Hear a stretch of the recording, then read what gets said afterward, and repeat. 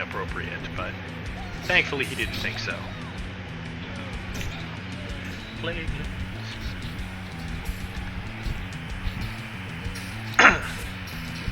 The lands before you are wet, so very wet, moist with pus, and stinking of rotten decay.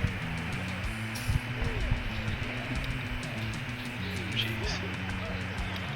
Dude, this viewer count thing definitely does not reflect reality. Because 1 minute it's like, oh, you got 17 viewers, guy. Oh, now it's down to 15. By the way, 43 viewers. Based on figures to be conscious. I've lost track of the chat. Let's check in on the game.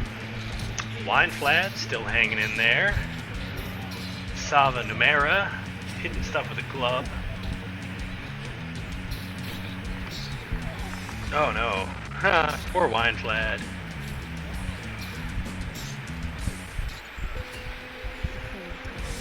More people need to die. Good point. Let's see who might be close to dying. We've got Bobby Redblood. Damn. Wineflat keeps getting hit by some kind of energy drain. Bianca's getting hurt pretty bad. That's surprising that it's hurting her that much, like, through her blur. Because I would not figure that these swamp maggots would be consistently doing more than 5 damage. Although it's very possible they do, like, acid or negative energy. From the filth and muck of time. Oh no, wait, sorry.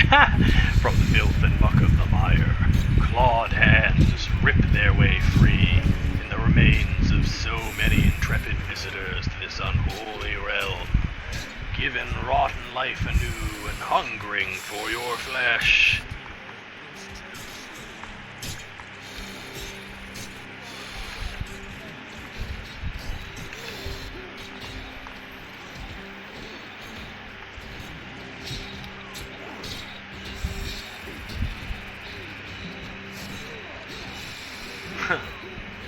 Shit, man. Ooh, Leo Fisk, man! Look out, brother! The other banded male guy is risking it all. I'm not surprised that out of everybody who is either died or come close to death, the people wearing banded mail are 2/3 of that group. So Leo Fisk is my new underdog of the month. I'm hoping that he survives, because we lost out on our last underdog that I was rooting for. Oh man, no description. No description. He's got a scimitar, tower shield, I don't know, guys. He's just not the underdog style hero that other guy was. He's no giant scimitar McZent bandit male. Classic EFU hero man.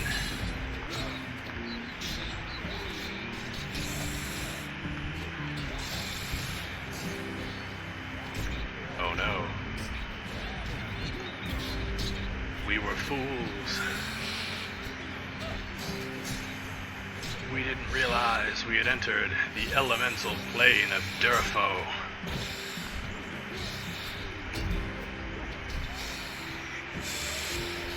The foul plane stretches onward beyond the limitless promise of filth to a great wall wrought from stone and flesh and marred with bulbous boils which burst with gleeful vileness.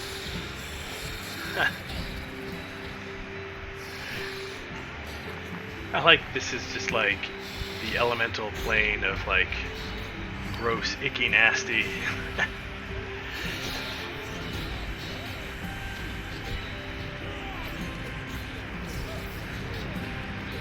Overhead, yellowish murk that passes for skies filled with uncountable flocks. feathered, maggot-ridden carrion. They wheel hungrily above, diving down to rip at any unfortunate enough to fall. Has anyone fallen? That noise sounded like somebody fell.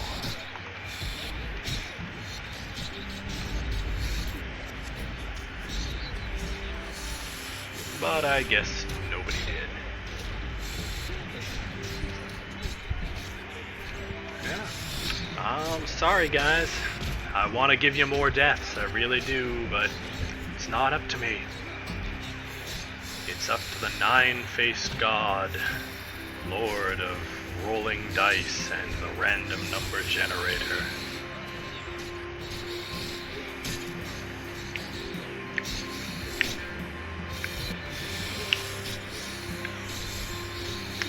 So I'm told that the big old Durfo boys, the froggy friends, the big bloated freaky frog friends, are a very dangerous enemy. And that the maggots have true sight, maybe. They do indeed, says Cisco. So, you can look forward to a big freaky frog friend slapping somebody to near death who then goes invisible and is quickly killed by a bunch of maggots.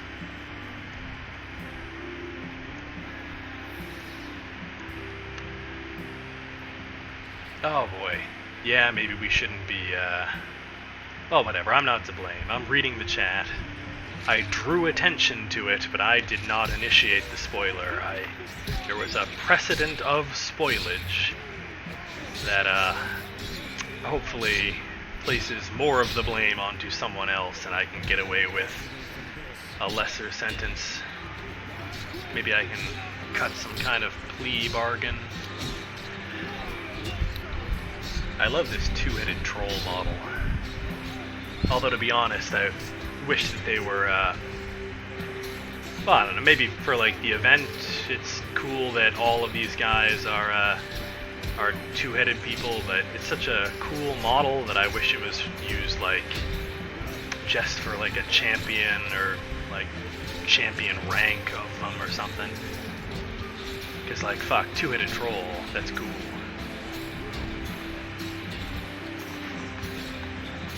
Well, looks like two heads are better than one.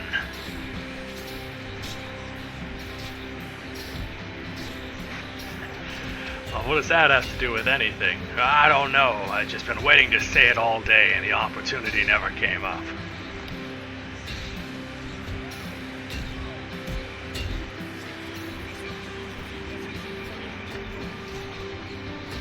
Smart move, Evelyn.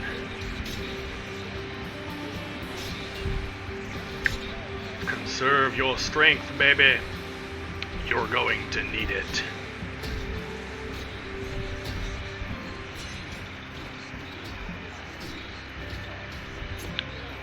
Wow. Alright, because it's impossible to really tell what the hell is going on. Oh no, somebody's subdued. Wine Flad, no!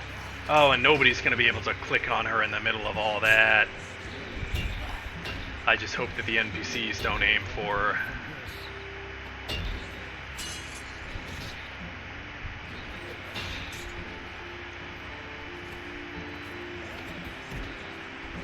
Yeah, there are. I'm just kind of hoping that I get some halfway decent screenshots out of this.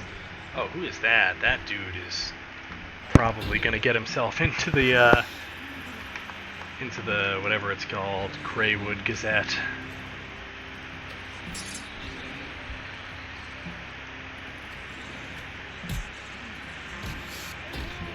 You know, a lot of lag is not a bad thing if it means that Wineflad gets back up and back into the action. Hell yeah, baby.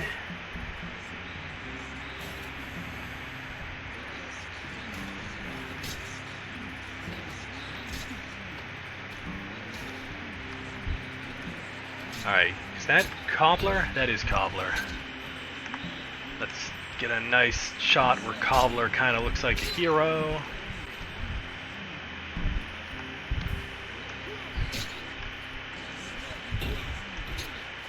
I don't know. That's not a very good shot. Too many trolls. Well, it's because of all the area of effect spells, man. Whoever's dropping those big old balls of lightning, they're very, very frightening me and the server. And the server, and the server. Figaro Magnifico. Sorry, that was inappropriate. People's lives are on the line. Although, it could be considered thematic because somebody does die in the song.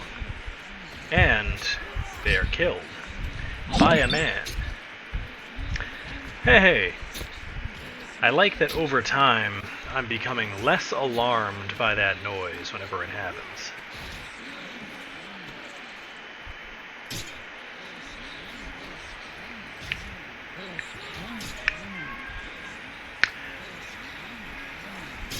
Oh, I see.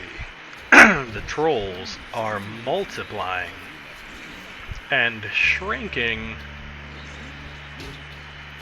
Yeah, I think the game is having trouble because at a certain... Hang on, somebody's at the door. Hello. Oh, wow. Sure, dude, you just keep coming in with gifts. This is why I like our relationship. Every once in a while, you knock on the door, I get free stuff. It works out. Yeah.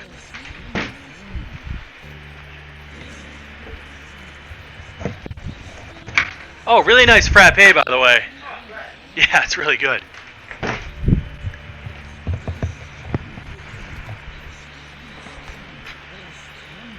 Alright, baby, I'm back. So, here is my theory as to why the server is lagging. See, each time the trolls take a certain amount of damage, they tear themselves in two, and then the resulting two trolls, when they take a certain amount of damage, also tear themselves in two, reducing in size by half again. So the trolls divide infinitely like that.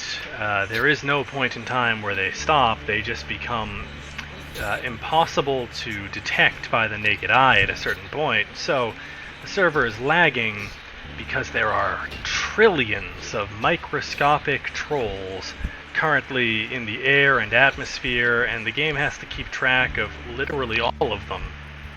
And, of course, the long-term status effects that come with inadvertently inhaling microscopic trolls.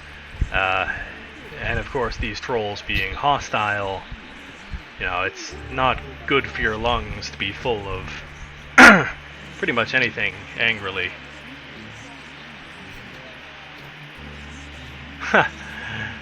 Yeah, I think that does happen in Futurama, but to be fair, I was stealing that from The Simpsons, because I don't know. It's what's the Disney thing with the dancing brooms and Mickey Mouse is like a wizard or whatever? They do a parody of that where he chops the brooms up and he keeps chopping them until they become like microscopic, and I think they attack him. Yeah, it's Fantasia. I think the parody's called Scratchtasia because it is itchy and scratchy themed. Army of Darkness did it too. God, well, it's a very common trope. No wonder the DMs decided to take a page from the pop culture book and make microscopic trolls that would kill you over time through the power of lung cancer.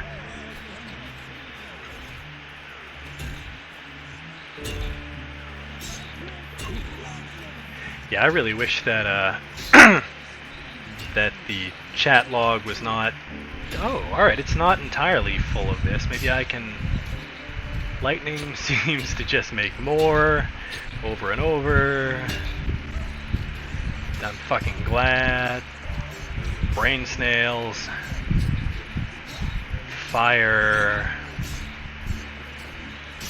Somebody said cobbler. Alright, I think we're pretty much caught up.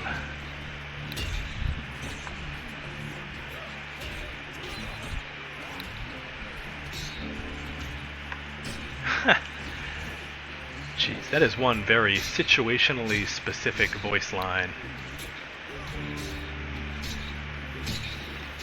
Like, can you imagine if your, like, battle cry, your catchphrase was always, "From fire they are born, to fire they shall go." It's like, how often can that possibly apply, dude? You gonna yell that while running at some bandits? You think those bandits were born out of fire? Like, you're fighting water elementals, you think that makes sense? Ooh. Are they multiplying, or are more of them just, like, dropping in?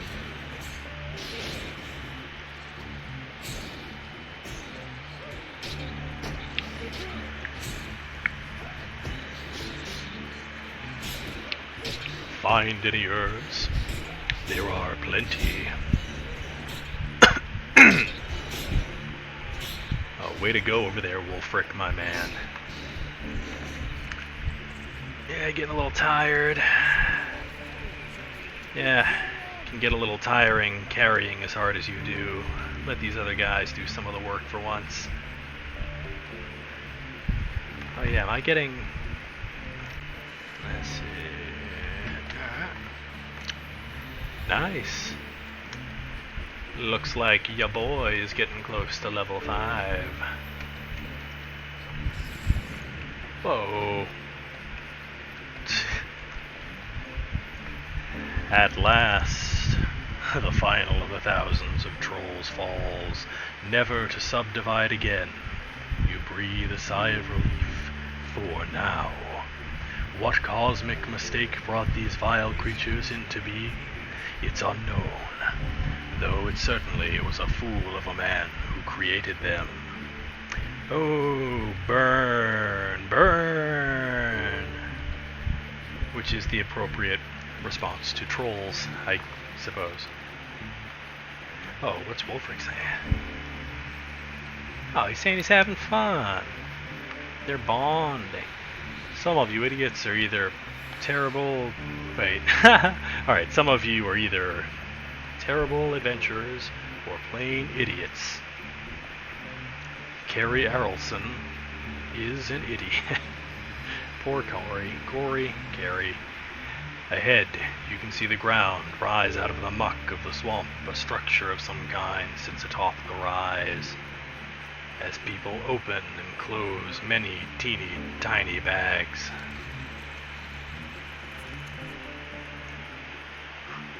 Amazing, but not yet legendary.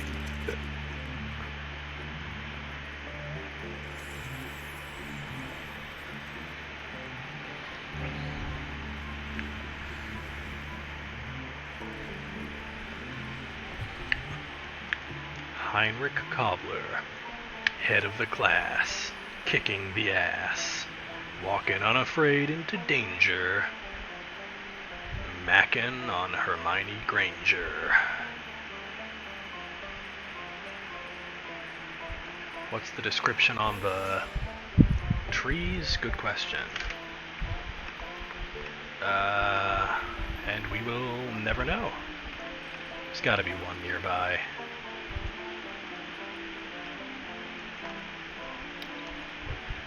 Bloodkeeper Willow. Tears of blood continuously roll down this gore-covered fronds of this malformed and hideous willow tree. Some forsaken happy ground? No, wait, that wasn't Monty's voice. Some forsaken happy ground, huh? Ahead stands a barrier of some kind.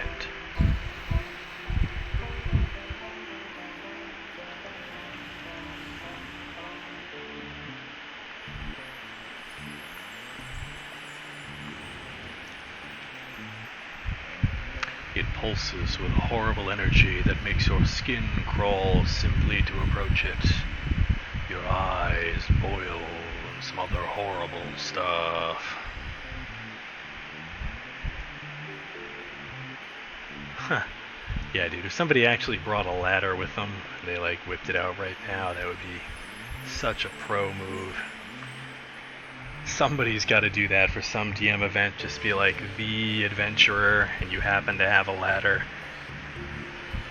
As you climb the rise, strange mushrooms and fungi surround you in huge thickets, each of them dribbling from fleshy sores, a foul and stinking liquid of upsettingly moist origins. Orlando Ramos's knowledge is very good. Wulfric Wolfbane's knowledge is very good. Isaiah Ibn Hazar's knowledge is pretty good. Bianca Beveris' knowledge is pretty good.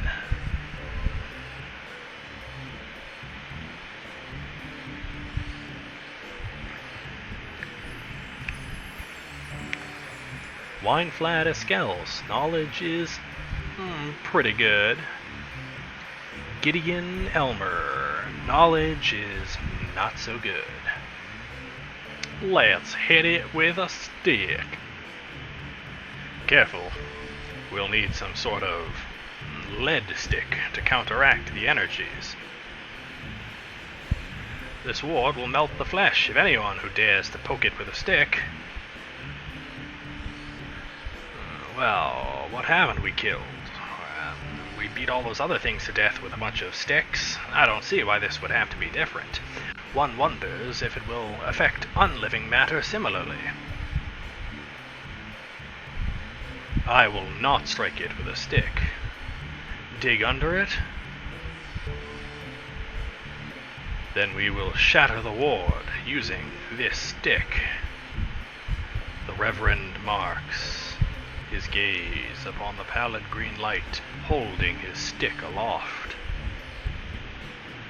Do these people really want to whack this shimmering light with a stick? Yes, well, how to do that remains the question. His head quirks and croons in Orlando's direction. Climb over the wall.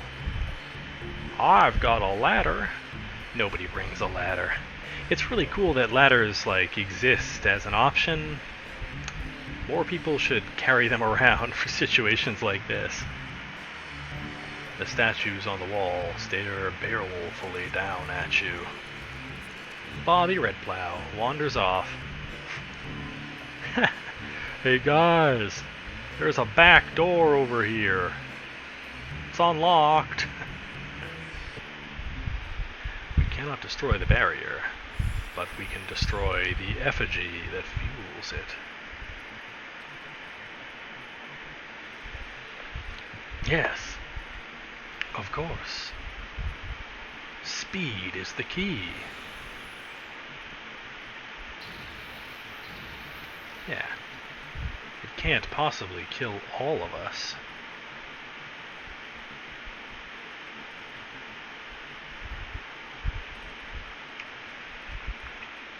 If we all run full force into it, eventually its moral compass will become overloaded, and it will become sympathetic to our cause. It couldn't possibly stomach killing so many heroes.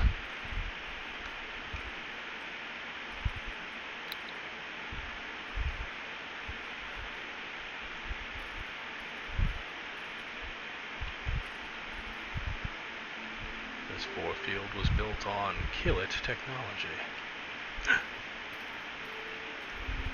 That guy's saying a soft prayer. The Lord departed. Dear Lord, please make this big old green thing depart. I don't know where you are, but if you could just swing by and pick this thing up and take it with you, that'd be just plain old super.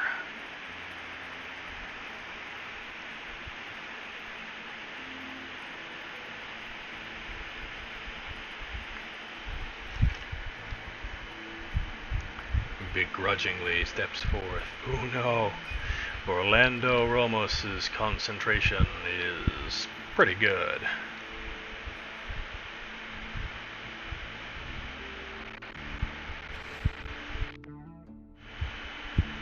He readies himself, observing.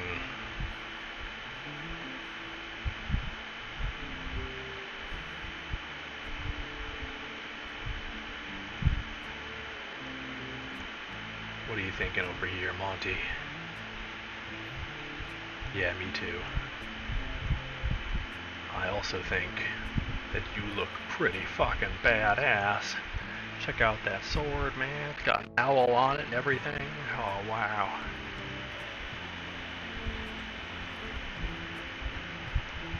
There's Reinald.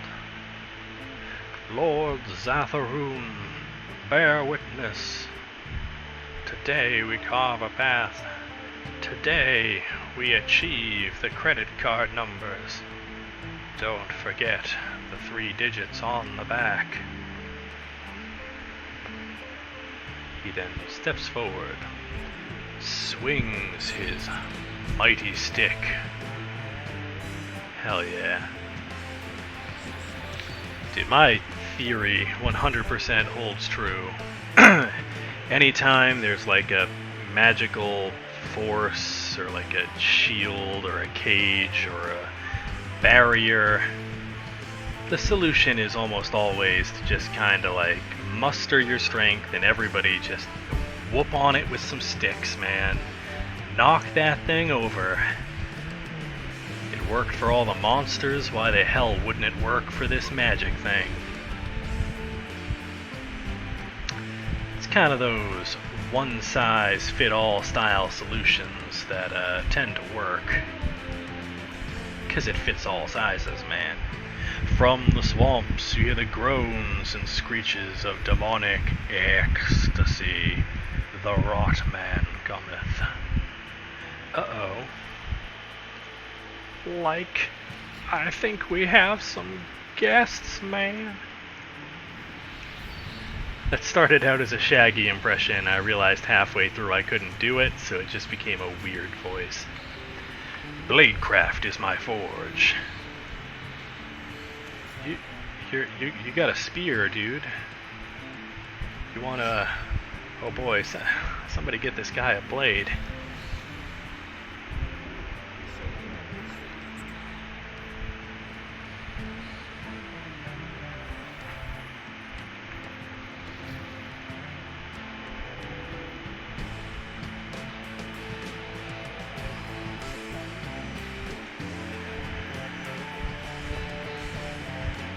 Three begin their work on the wharf, requiring their full concentration.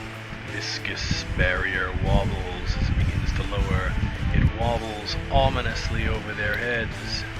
The mages begin their ritual, the barrier holding strong against their probing.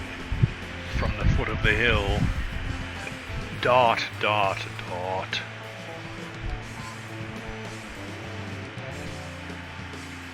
Lesser fungus demon.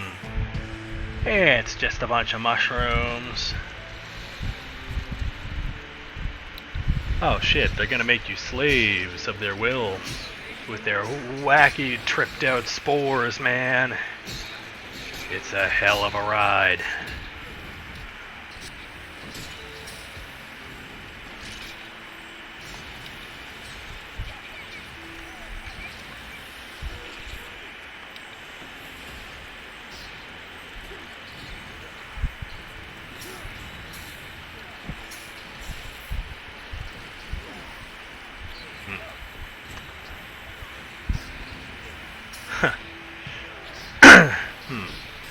Well, yep, there it is. I was just about to say, lesser fungus demon implies the existence of an even larger, more impressive, greater fungus demon. Grotesque demons, oh, it's the same description. He's just here to fill you with spores and make you do his chores.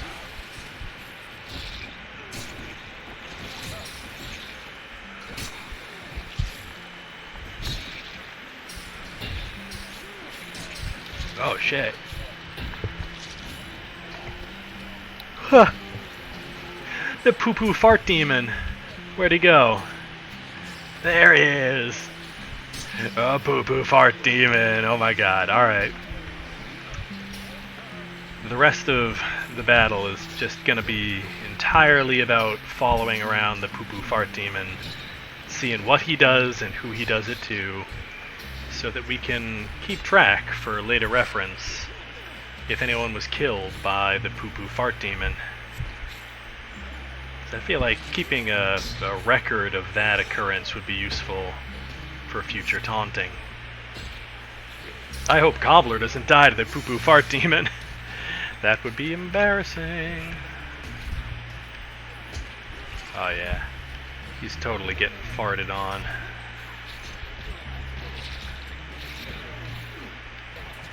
Remember your training, Cobbler. Remember what the Greywoods taught you. If you die in an embarrassing way, you don't get into heaven.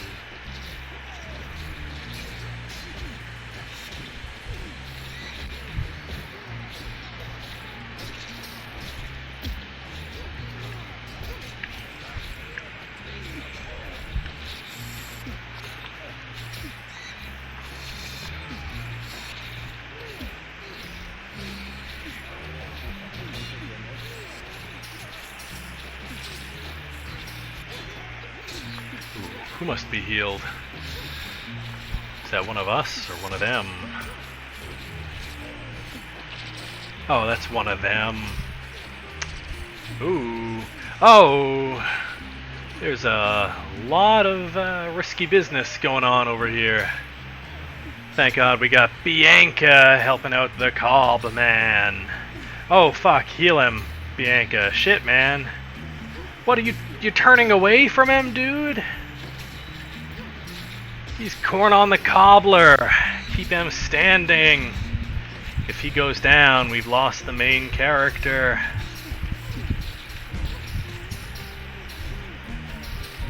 Fucking shite. Yeah, cobbler, maybe don't pursue it super hard right now. Oh fuck, I'm attacking shit.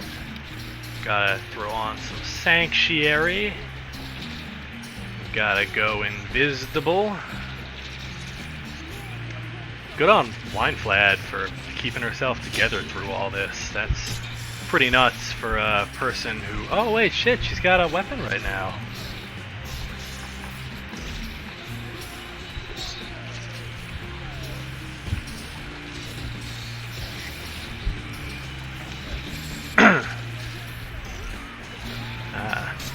Well, I'm happy to report that although Cobbler almost died to the poo-poo fart demon, he did not, and therefore, after a thorough bath, will be welcome back at the Greywood Estate. Where is the demon? The one with the farts? Where is the shit?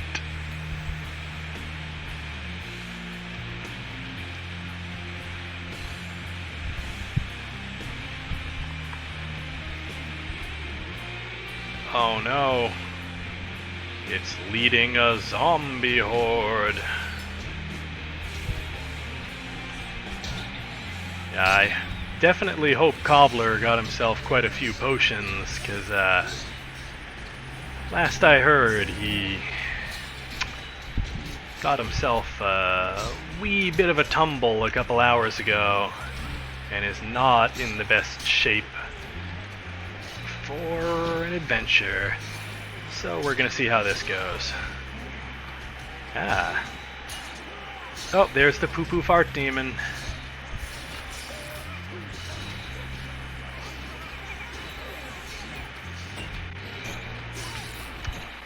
This is a pretty epic adventure.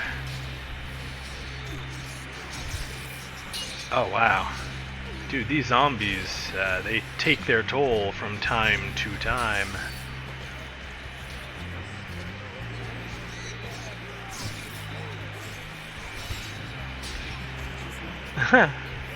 It slams Owlstone with great hands of shit and fecal matter.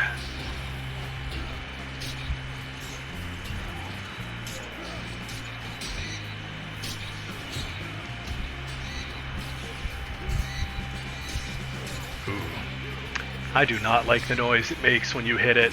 That is an odd noise for poop.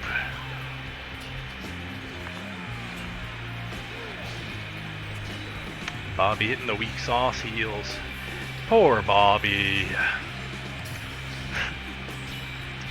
I'm okay, Dad. Oh, Corey, look out. Wow, look out, everybody. Holy shit. Is Cobbler still here? Yeah. Oh, he's doing fine. He's fine. Wineflad could use some help, though. Wineflad could use some help, though. Hey, fellas. Oh, boy. Down she goes. That's sad.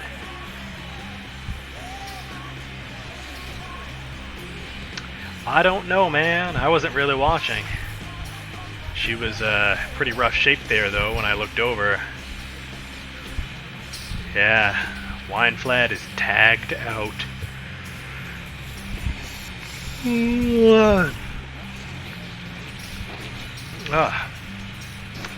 This whole situation where I did not sleep last night and will not get to sleep today is gonna make some pretty powerful yawns and very strange comments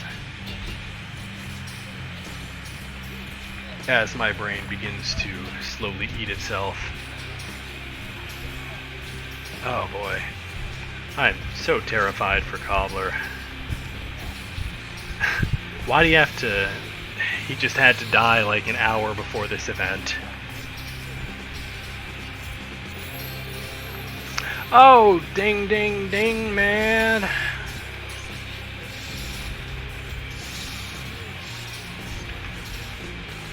I'm the big winner. Chicken fucking dinner. I might have to take my level just so I have the ability to cast invisibility and sanctuary on myself. But I also don't want to miss out on these very touch and go moments.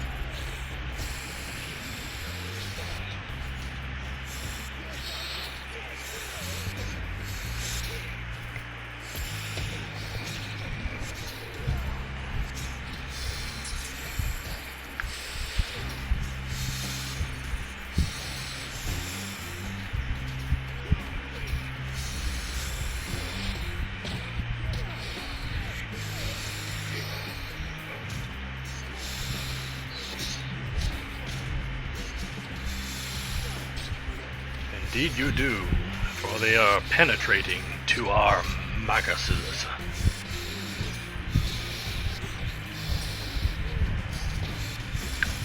Pus flies.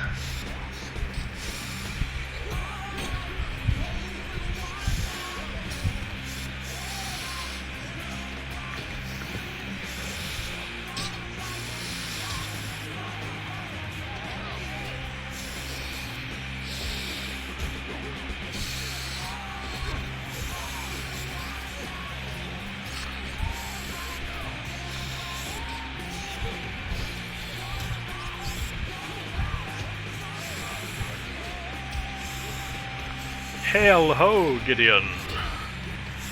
Magus is the second declension. Everyone knows that. Oh, alright, so the plural is magi.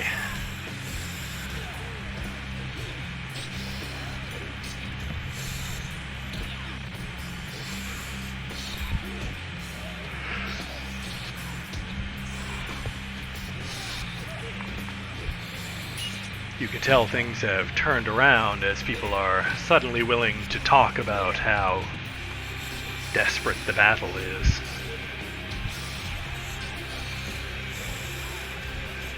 Alright, because it sort of looks like they're doing fine, I'm going to take my level right quick. I am, of course, going to put it into Monk.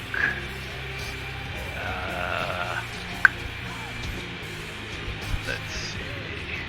I like to hide. I'm a very good listener. I'm obviously pretty smart. Not very loud.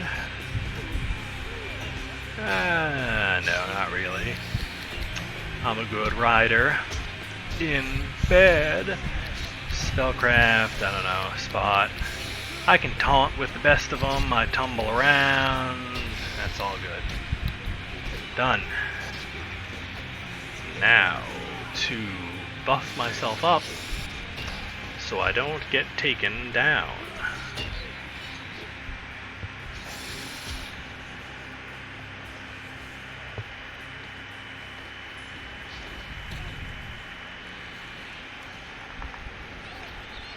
Oh god, even more zombies.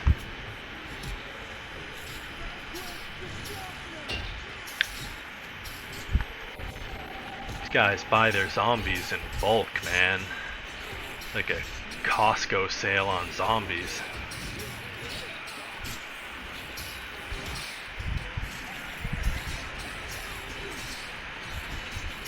Oh yeah, dude. These stats are 100% accurate to the real me. Or at least they were, before I decided not to sleep, and my brain began consuming its own fatty flesh for nourishment.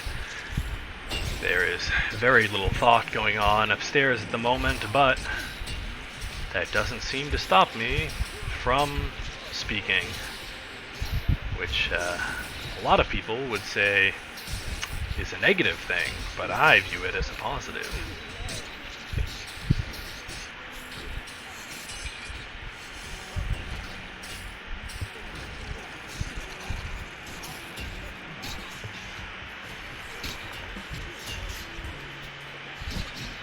Safaru.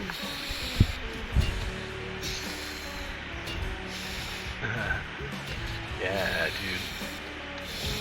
I'm a level 5 for a monk, 1 sorcerer.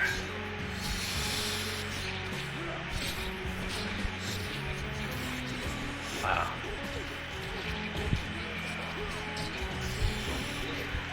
Oh wait, this guy is Wolfgang Shoulders. I thought Die Hard was here. Am I crazy, or is that the same last name? And like the same faction? Are they brothers or like cousins or something? I really thought we were dealing with the Bruce Willis himself, Mr. Die Hard. Well, that's cool, but I don't know. I don't know this guy. I know the other guy. I'm a man of habits. I like the flavors that I know. I would have preferred to see my man Die Hard here. Ah, yeah, there are some pretty big mushrooms coming in.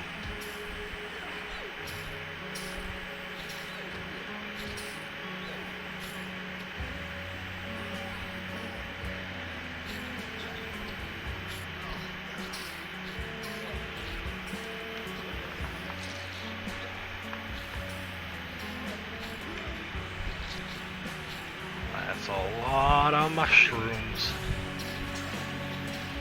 Oh shit. This Wilhelm guy is always teetering on the edge of death, but he never quite falls over. Yeah, House Moonspear is, they're always in desperate straits, but, you should never discount them, because even though they're constantly near death, none of them have gone down. They're holding their own pretty well. This faithful of yours, lost and awakened in this alien world, remembers your teachings, remembers your visions.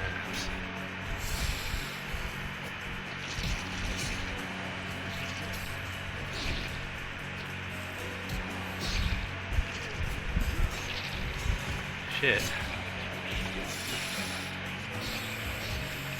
Yeah, these greater demons seem to pack a pretty big punch.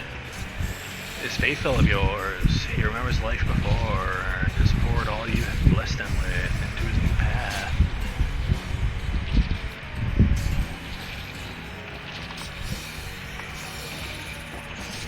Oh no, somebody better dump some healing on old Montgomery. Montel Owlstone. Do not abandon him. Do not let darkness fall upon him. Cloud his gaze.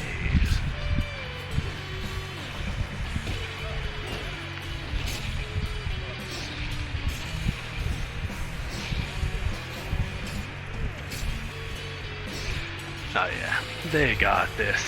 Just a couple of fucking mushrooms.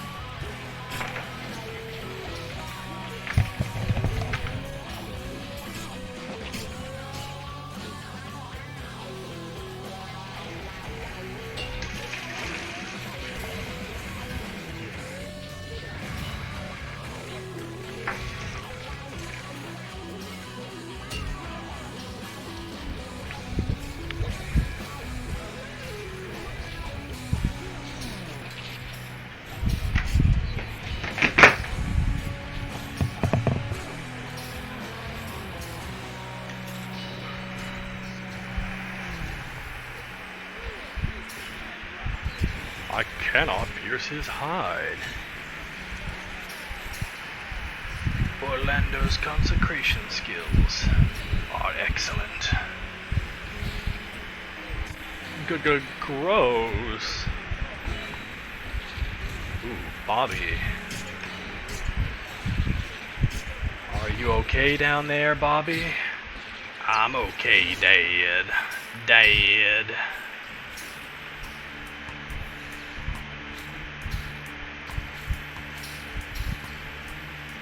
Well struck. Kittle kit kill kissed. Kittle kit kill kissed. Yeah, alright. Just gotta say that every time you need healing. Gratitude in our hearts, honesty in our gaze.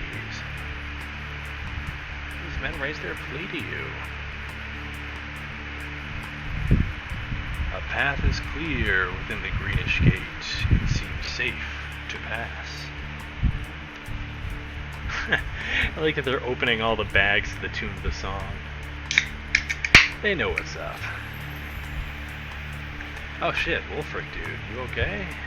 You're looking a little green around the gills. We have fun. This is a good time.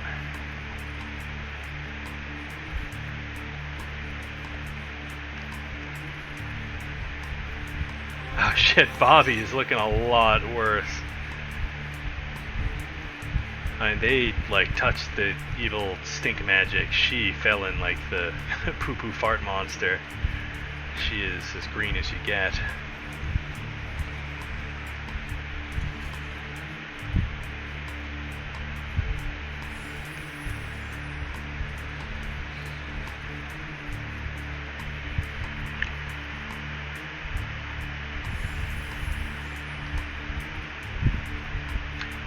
Good point, Diablo. You can always get more green. I wonder how green the final boss is going to be.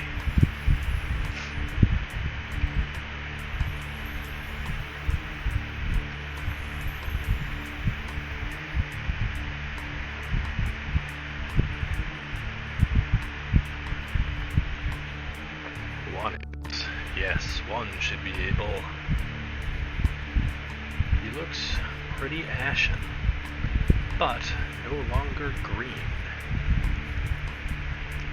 I will test it then.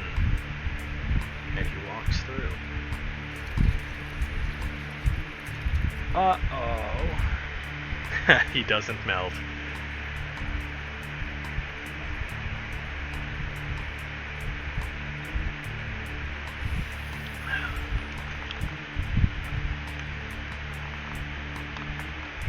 Well, now that it's safe, I think the old Penguino will slip on through.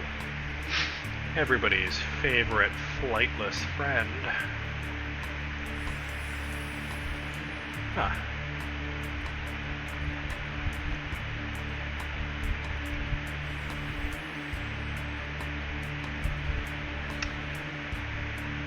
These are some pretty nice looking statues. What do you think carved these statues? Do you think they go to like a shop for that? Or do they have like a guy? Oh yeah. So it is. Oh, it's a sickly portal.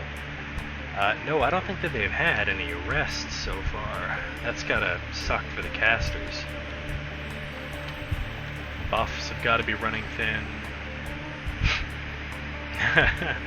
Yeah, you think Niobe sells them these statues? They make them in the dust cradle.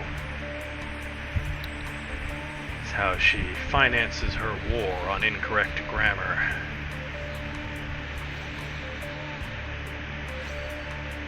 With your help and donations, soon Niobe will eliminate all 3- and 4-letter words from the English language. Pow! I'm in. Domain of the Plague Lord, the mire of putrefaction. Niobe Greywood. She wants her credit card numbers, and she'll get them from you.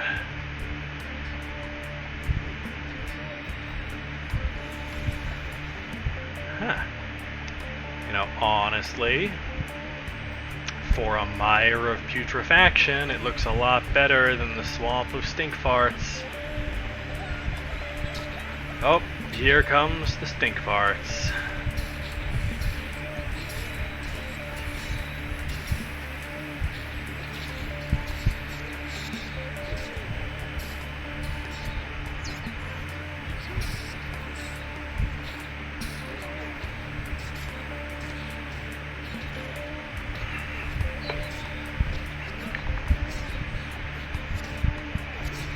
Yeah. I mean, if there weren't any stink farts, got a nice little, like, tiny pond, some trees, a couple of shrubs, big old rock. This place could be developed into condos. You could make a decent amount of money here.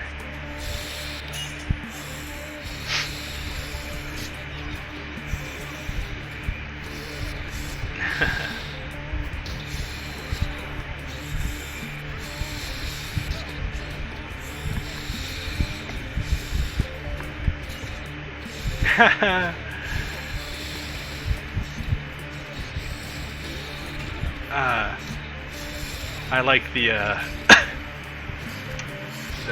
whatever it is, the chaos domain thing. Oh shit.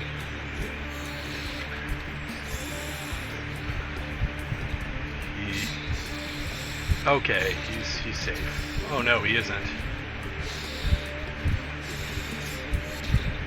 I like that his domain power is like as much, if not more, of a detriment to himself and others than it is to the enemy. But I'm also pretty worried about this guy. If I was in his situation, I would be dead long, long ago. Although it kind of helps that the enemy does not have any weapons. They're very confident. Like, I totally fucking... I think you're so weak, I'm gonna punch you to death. I don't even need a weapon.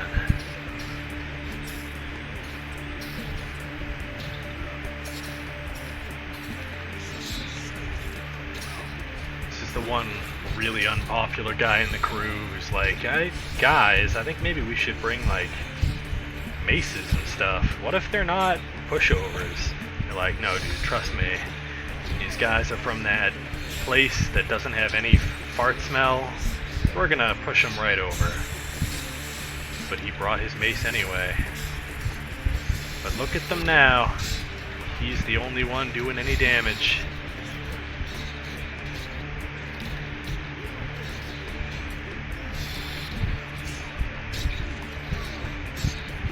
Uh-oh, get on up, Corey. Ooh, I just heard a female. Yep, there's Corey. Making her classic Neverwinter Nights female PC death noise. Oh, the doctor. That's not good. I feel like out of all the professions you could have with you in the poo-poo nasty fart swamp, the doctor was probably the most handy, like of the most utility to the situation.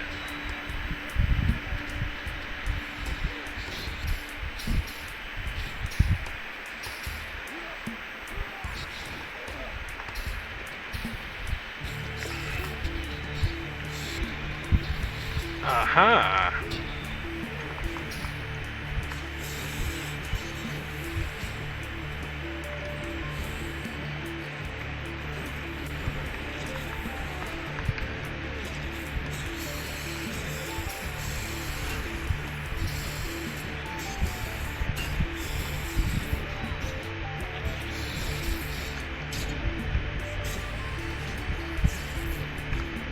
Yeah, there has got to be some decent screenshot material here. God, he's so big that I can't get all of this guy in frame. Look at him jump and dance and blump and pump. He's got bulging pus-filled boils. He's got lots of hops. He's got... Oh no, Wilhelm Hotchenberg. Although he's been like near death this entire event, he's gonna be fine. Leo Fisk, however, the other banded male brigadier, maybe less so. Especially if nobody feels like, oh, he's invisible, they don't even know he's there. Could this be the end of our intrepid hero, Leo Fisk? Tune in this time on Dragon Ball P.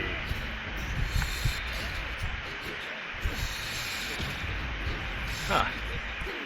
You know, he's been lying there for so long, he might have stabilized. Because I would assume he'd be dead by now if he was still actively bleeding out. If he stabilized, I'm pretty impressed. Those odds were against him. He continues to technically be the underdog.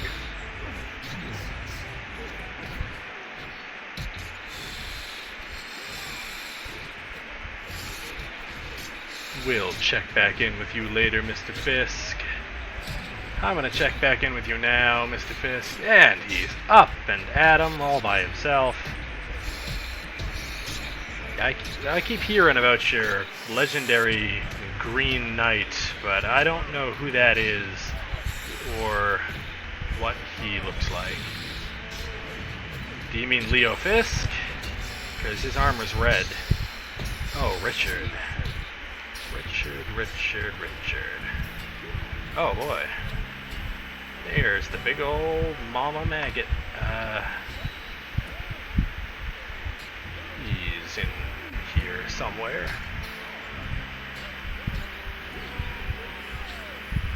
Yeah, there he is. He's hiding under the butt of the maggot. He's up the maggot butt. Classic Richard.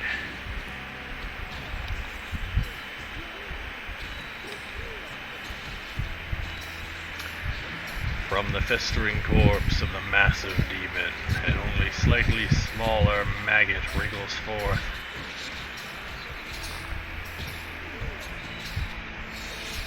Huh. On-hit scintillating sphere gloves, that is freaking wild, man.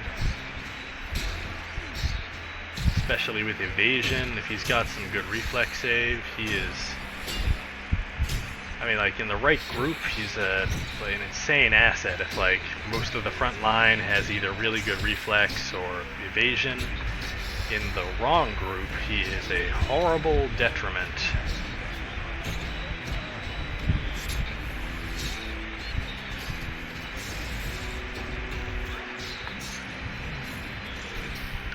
But it seems like everyone out here is doing pretty well.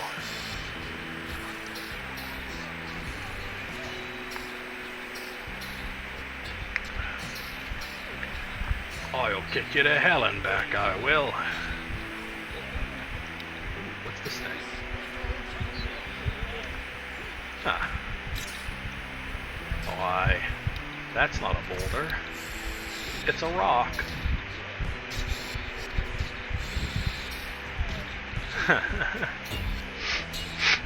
Well, yeah, of course. Because she'd be back during the first encounter mourning over his corpse, instead of up here being a corpse herself.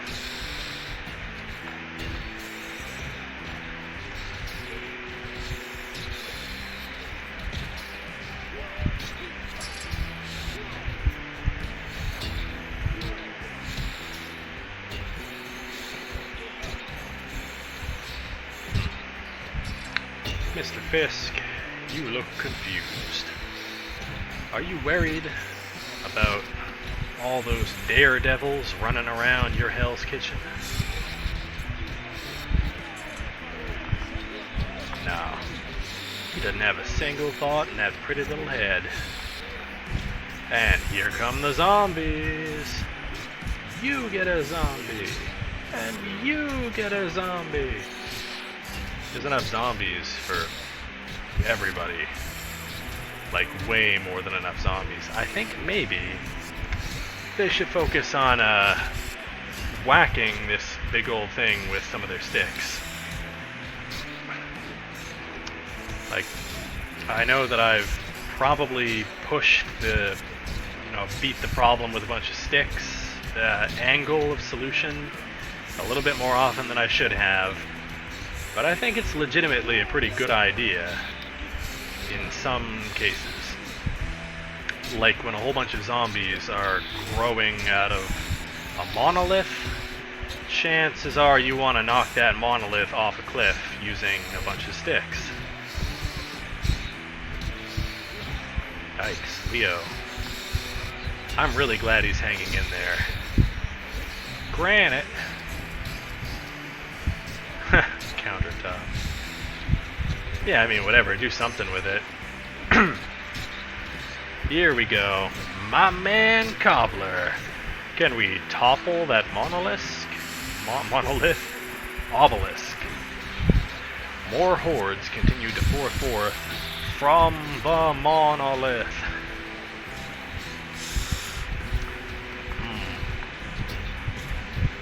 You know, gentlemen, this might be a crazy theory, but you know that monolith generating infinite zombies? I'm beginning to suspect we might have to destroy it, or else we'll fight infinite zombies. Good point, says Montgomery Montel Owlstone, joined by Bobby Redplow and Gideon Elmer. Shortly behind them, Isaiah Ibn Hazar, Willie something, and a bunch of plague zombies. Ooh, Richard, how is he doing? Oh. So the zombies do not like that. Absent of its protector, the monolith looms. From its festering shadow crawls an unending stream of carrion and corpses. Oh, Bobby, dude. They are, absent their healers. They better hope for some ×4 crits on that big old rock. The rotting, fetid monolith begins to wobble and crumble under the furious blows. Dang it, Bobby. I'm okay, Dad. Whoa. Nice. I wonder if that monolith was full of crazy maggots. Probably not.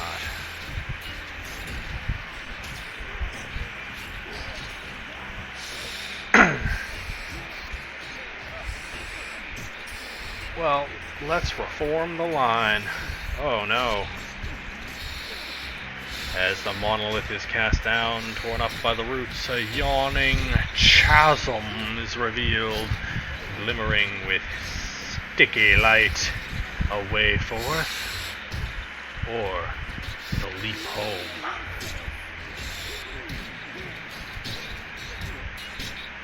Blur here. Get your Blur here. Fresh and hot, skinny and pink. Comes in the form of a helmet only used once by a little old lady who drove it to church on Sundays.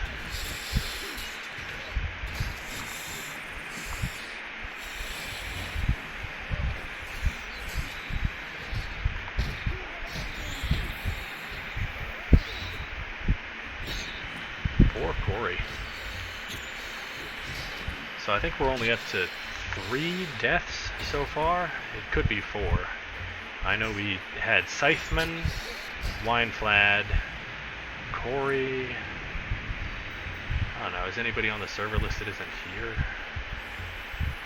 Well, they were commanded to log off, I guess. That's not really going to be helpful.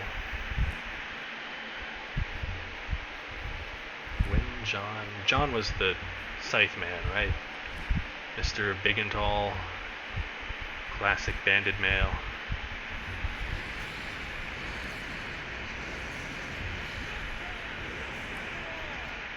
Not bad. Not bad at all. Use my horse. Listen, dude, I got so much stuff rattling around upstairs. I can't be expected to keep track of every person that I declare as my favorite person. I haven't slept in like 24 hours now. I don't have object permanence anymore. The moment something is out of my vision, I have no idea that it ever existed at all. Ooh, that guy is a cool name. It's got like an apostrophe in the middle of it. He is clearly somebody important. Like an elf. Oh. His name is Beth. Like a girl. A monstrously gaunt creature, a massive stinger looms over its shoulder, dripping with a caustic mix that corrodes even the unhallowed soil of the putrid realm. Huh. Sorry, hippie. When this ends, I'm probably driving off to work for a nice little 8-hour shift where I'll try to pretend like I'm a fully functioning human until I'm able to get out of there. I just gotta make sure nobody notices that my brain is not functioning. I mean, like 50% of the time at my job, like nothing happens and I pretty much do nothing all day. But then the other 50% of the time, stuff happens and it is very hectic and requires fast response time and quick thinking. So, you know, gonna drink some Red Bull, a bunch of coffee, and I don't know, a chocolate-covered espresso bean enema, and see if I can manage to luck out and get one of those days at work where nothing really happens. Oh shit, does he have hide in plain sight? Cobbler, dude. Leo Fisk. Ha! Look at that thing run around.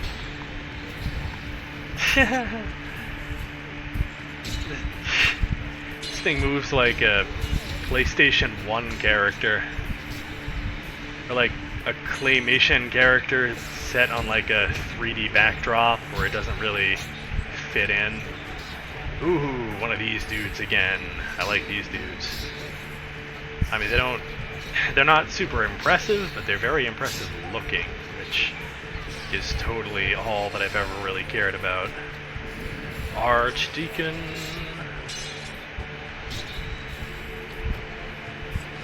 Fun fact, Archdeacon is significantly more powerful than Deacon from the Neverwinter Nights campaign, Shadows of Underdark.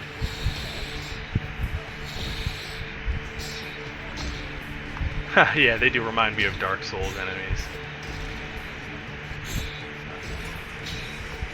Oh fuck, dude. Lady Macbeth over there is drinking potions of seeing or something. Ooh, somebody go down? Nope, sorry. Ooh, somebody definitely just went down. Who was it? Richard? No, Wolfric Wolfbane. No, my man. He was actually a guy I was kind of counting on to help carry this on the late stage of things. I wonder what took him down.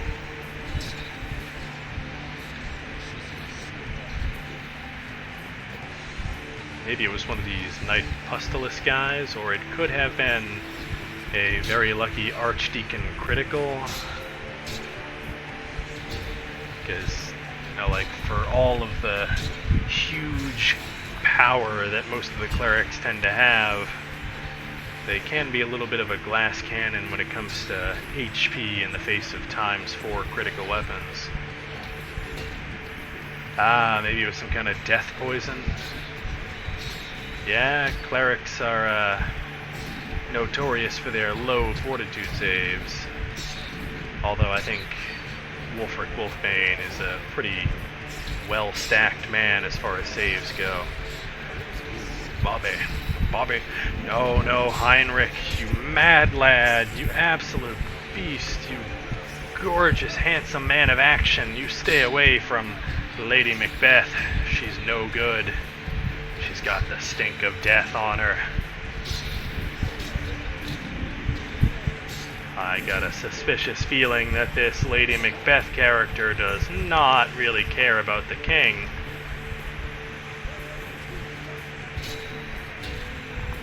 Ooh, yeah. Womp 'em.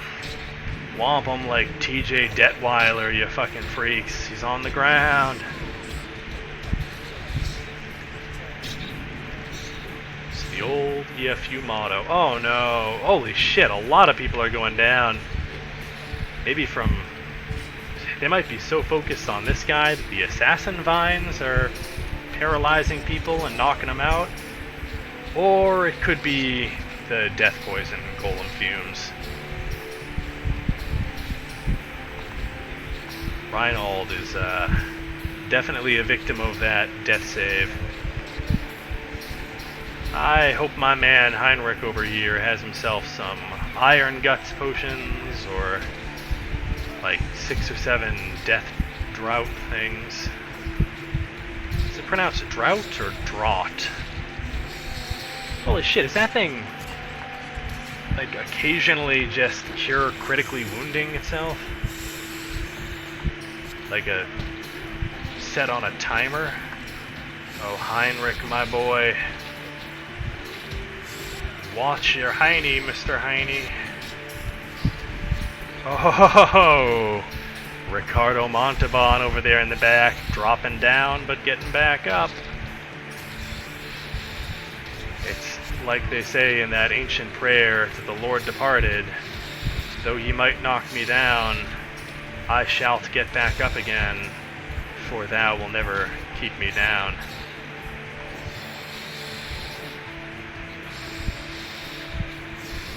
Although, to be honest, this thing has a pretty good track record of successfully keeping people down. Draft. Really? It's pronounced draft? Like the one that's spelt like drought, almost?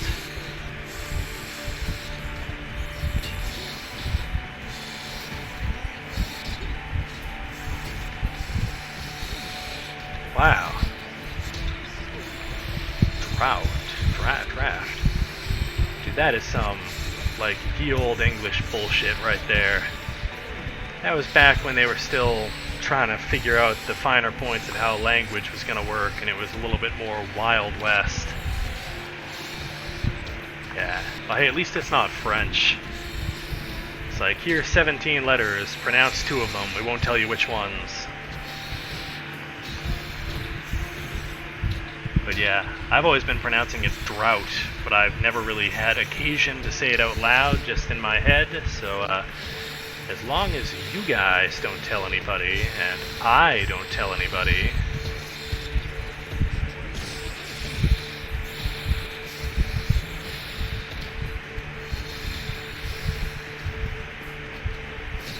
oh, big deal. The French can defend themselves, man. They have the Grande Armée. It's the army of 20 nations or something. And, oh, fuck, who just went down over there? I thought I just saw somebody go down. Oh, maybe... Okay, new theory. Oh, maybe it was Leo Fisk. Maybe this thing is going to keep healing itself until they successfully destroy that pillar.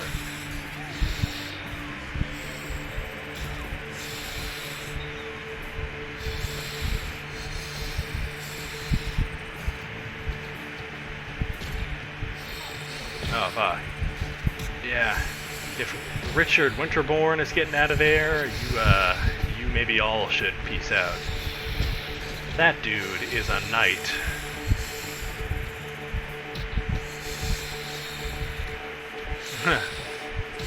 Nice work over there, gentlemen. You distract those maggots, you hear? While you guys handle the tough parts, we'll take care of mopping up Lady Macbeth. Oh no, shit. Orlando, my fella with the awesome hat. Dude, we lost a lot of big name characters over here.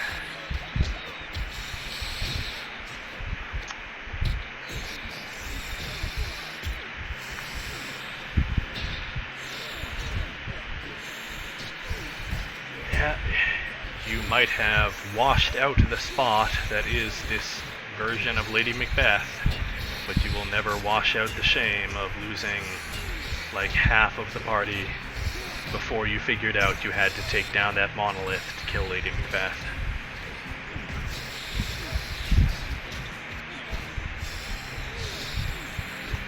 The poison demon collapses, shattered by a hefty blow. Maggots flail about hungrily in the air.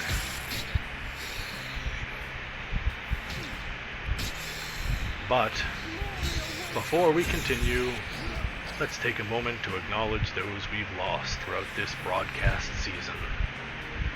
Gaius Giuliani, Wolfric Wolfsbane, Leo Fisk, Orlando Ramos, Reginald Aether, and the rest. I think that might be all of them. Still though, that's a like hefty chunk of this troop here. You know, for a guy with no levels and no potions, and I mean, like, he's running on 90% gumption right now. I'm pretty impressed that Heinrich Cobbler is not only hanging in there, but he's up there with Monty Owlstone pretending he's like one of the tough guys. And you know, maybe he is. He might have leveled up like twice between this morning and now, but I have some doubts. And it sounded like nobody was brewing him any potions.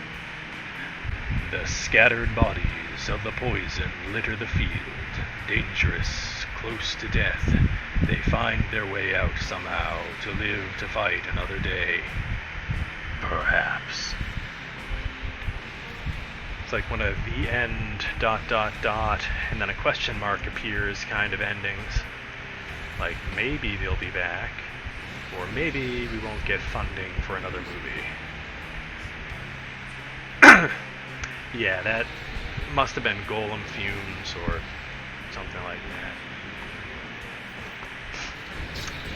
Yeah, I'm never smart enough to stock up on Iron Guts potions. They're sort of like...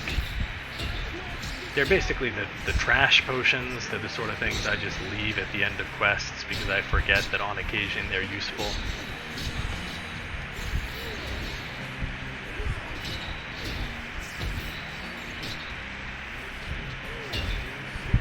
Yeah, that's the problem. They're fucking heavy. I can be like a 25 strength half-orc, and I can guarantee you that I do not have enough strength to carry Iron Guts potions. Like, the moment that my weight limit hits like 10,000, well, suddenly I have absolutely no ability to discard anything to get below 11,000 pounds.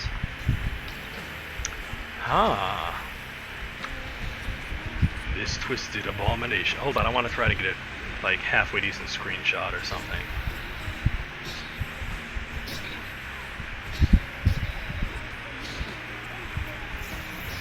Like, some of these are pretty good, but I want Cobbler in there.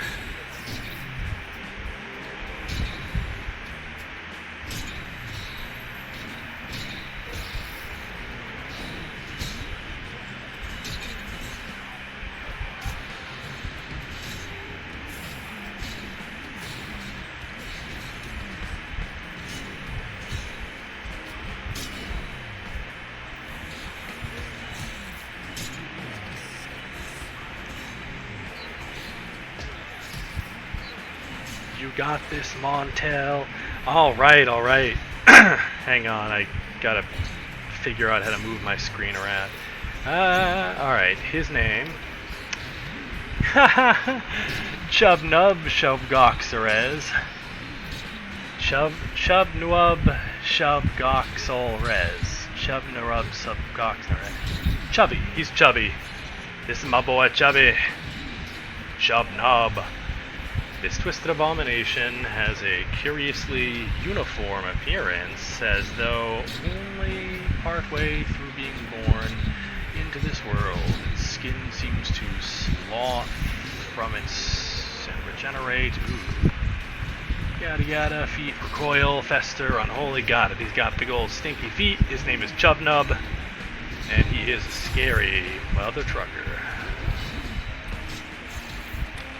Huh. Well, geez, guys, I wonder if maybe we should hit this big old rock back here. I don't know, Monty. That seems like a risky move.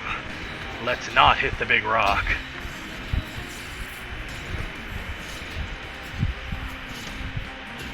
No, I think Monty might be onto something. You know, at first I was doubtful that hitting the big rock would be a good idea. But then I remembered how we didn't think that the last 2 times. And then it turned out to be a very good idea.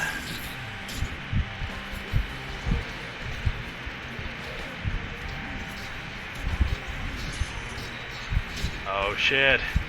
Mushrooms. Oh boy. Yeah. It's a pretty good thing that like half of these Plague Knights do not spawn with their ×3 weapons. Lannister is in the box. Monty just has 18 wisdom. In a sea of 10 wisdom. Yeah, that's what you like to see. Aww. Poor Chubnub, man. He's a little too chubby, moving around at real fat guy speeds. Dude, leave me alone. I am not a part of this.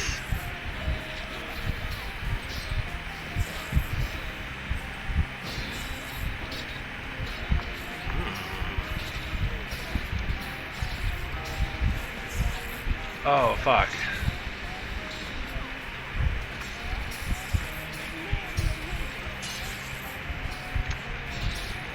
Thank God. So here's a skill from EFU that I never managed to master, although I've tried numerous times. See, I'm always her, where I have a two-handed weapon, and I'm constantly almost dead and running and barely trying to gain back enough hit points to stay standing, regardless of what I'm fighting. Like, I could be fighting a bandit dweeb and he'll have me on the ropes from minute 1. Whereas Monty Owlstone and Heinrich Cobbler and whoever this guy is with his big weird pole arm thing, they have two-handed weapons and yet are constantly within tanking mode of like the biggest, baddest guys around, often surrounded by enemies who are all targeting them, and yet somehow it's like, wow, he's tanking them way better than I do when I have like a shield and a full AC build.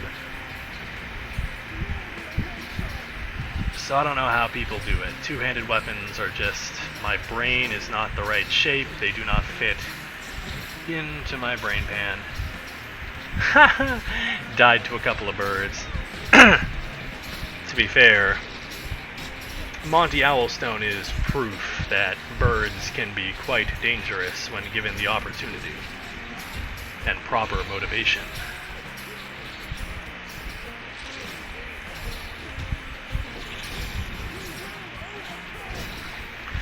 As the flesh sculptor falls, his flesh begins to bloat and rise, a bubble of blight set to burst, not sculpted at all anymore, in fact.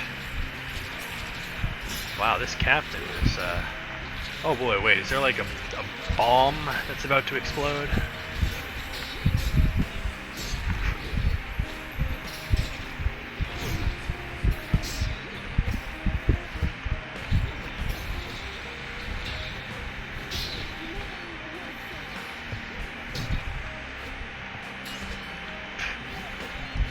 You might want to be a little less confident, Captain Knuckles. They just killed your boy Chubnub, and I'm pretty sure back in like middle school he was the guy who picked on you in the hallway.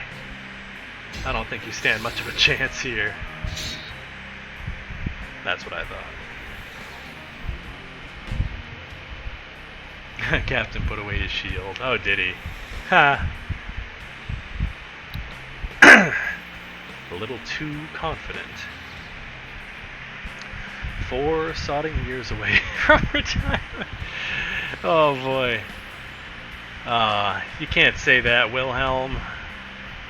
That's a classic cop movie thing. You mention how close you are to retirement, you die before the end of the movie. And it's a dramatic death that's like narratively important, so it's not like he's gonna come back. I'm calling it right now. Wilhelm, the man who's 4 days away from retirement, is not making it back from this permadeath section of the DM event.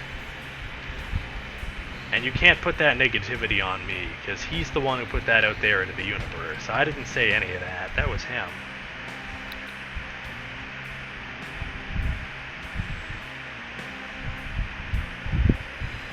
I don't think it's perma yet, but they've got to be getting close. I don't know how many... maybe they could do one more thing with a big old obelisk, but they probably want a big arena for the final thing, so this could be... Ooh. Whoa. Time to slap on the old invisibility. Sanctuary. And then we're gonna sneak up real close like and put our thumb in his butthole. Yeah, look at this bad Larry. He's not a good Larry for sure. Erglayoth, Prince of Putrefaction, a huge, slimy creature of demonic origin, an avatar of some vileness, some dark and foul stickiness and disease. Its fleshy tendrils drip with rank, rotting slime, and flies buzz about it in an endless droning. Well, that's pretty cool. Oh, there's a lot of obelisks here. It's not good. And a really cool looking chair. And yet, he does not have a butt with which to sit down. That is his curse. And there it is, in all its pestilent glory, the heart of this foulness, this twisted, bloated monstrosity of tendrils, slick with bile, and a maw with oh so many teeth. Far too many, each rotten and threatening infection.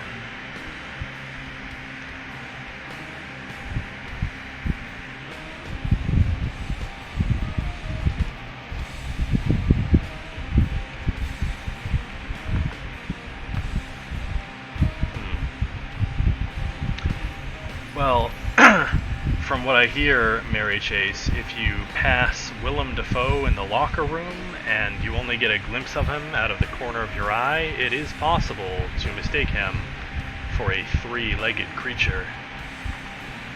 Its jowly features wobble in something that might be considered speech. A wet, gurgling voice erupts from it. Hey dudes, uncool. Why did you beat up all my guys? Is Gubnub okay? Please say you didn't hurt Gubnub. Oh boy. Why do you gotta bully me? Who dares enter... No, I'm gonna keep the same voice. Who dares enter the domain of Mazug, Golaroth, the terrible prince of the putrid plane?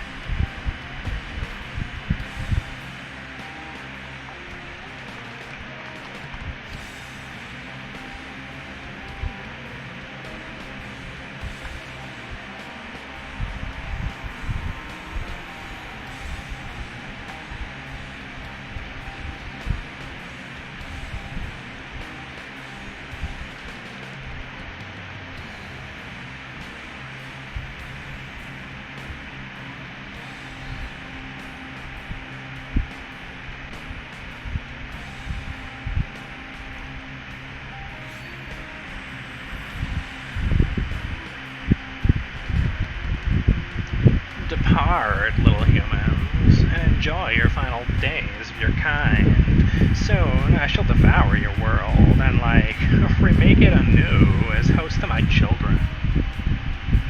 So, you know, go on, shoo, get out of here.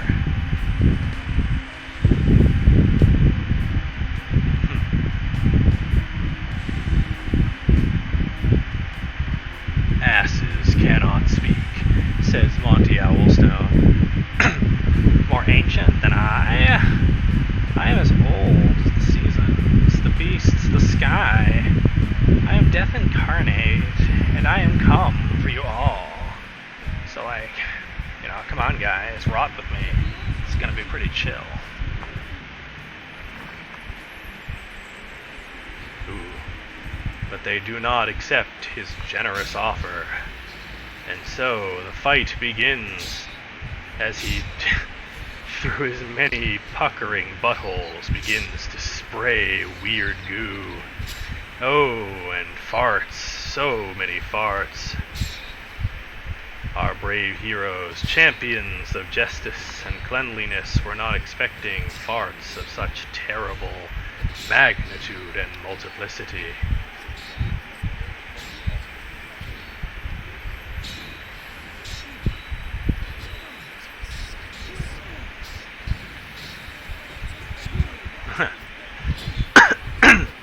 I like that his... What's he emoting? Can't make it out. Oh, vomits up stinking clouds of pus and slime, exhales a draining fart with a wet cough and sputter, expels a flurry of vile, poisonous farts. Huh. What was that last one? Yeah, that's the same one again.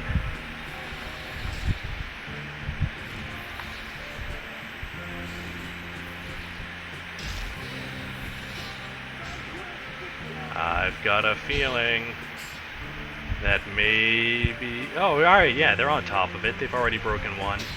Oh, no, they haven't. Dude, you guys might want to...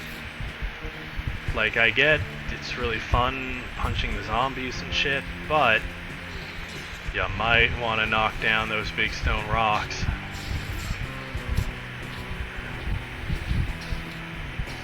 My man Gideon, Mr. Elmer himself. Oh, but he's alone. And being alone when there are plague knights with ×3 weapons about is a good way to have to scream and shout. Oh, youch. I bet that's level terrain. Oh shit, look at that. That is a field of, whatever you call it, like something of maggots. But, I don't know, it's a pretty tough spell. Ooh. Ha! He had Shadow Shield, but somebody dispelled it. Whoever did that is the real MVP. Creeping Doom, thank you. But yeah, seriously, one of these big-ass knights that's impossible to damage, that would be... It seems like they're kind of glass cannons, so if that thing had Shadow Shield long-term, that would have been a pretty big house wrecker. Isaiah... Yeah, you can definitely say that Isaiah is a man of resources, much like DC Comics' Batman, or Marvel Comics'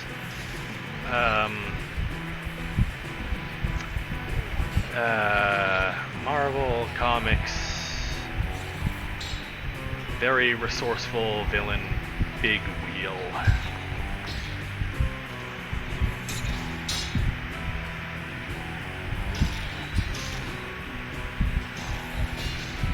I was beating the other rock. I'm here now, though. Rotting islands of decaying matter shudder and writhe beneath your feet. The very earth of this place beholden the will of its grotesque master. You struggle heroically against the Prince of Putrefaction and all of his countless minions.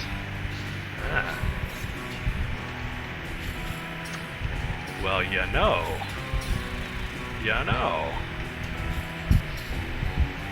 the shout says that they're countless minions, but the Count made some sort of deal with this creature.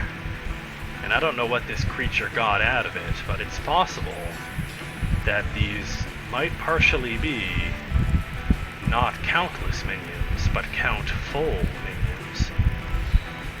I don't know the details. That bard woman started giving a speech about what was going on. There's a lot of exposition, but then the server crashed. Ah, I'm not invisible. I'm just a poor, naked penguin out here in the world.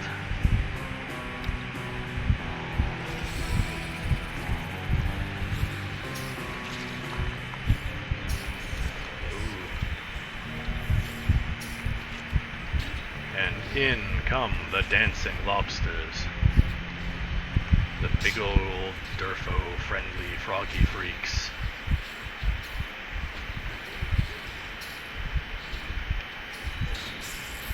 Damn, the fight is split up into so many fronts, but I don't want to miss anybody dying. Like, possibly Wilhelm? No, Wilhelm's not gonna die. He's been near death, like, every time that I've looked at him, and every single time he's perfectly fine. Situation 100% under control. Oh yeah, I can do that fog thing. Main scene dot fog 0. Main scene dot fog 0. Alright, so here is what he looks like without his farts. Although desperate for the cover of additional farts, he has produced a field of more farts. Your pain is gonna be like, it's gonna last a long, it's gonna be eternal, you guys.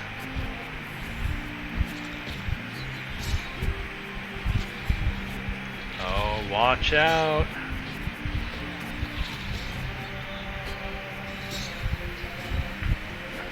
The rocks are broken. Now fall. Haha. Aw. It's a very heroic declaration. But this guy's got some pretty nice attack bonus. Wow.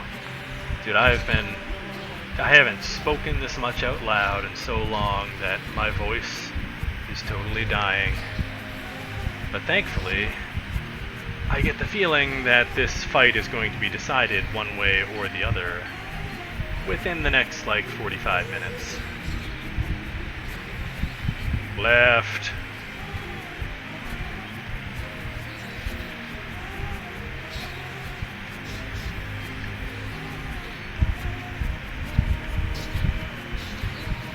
Oh boy, Monty.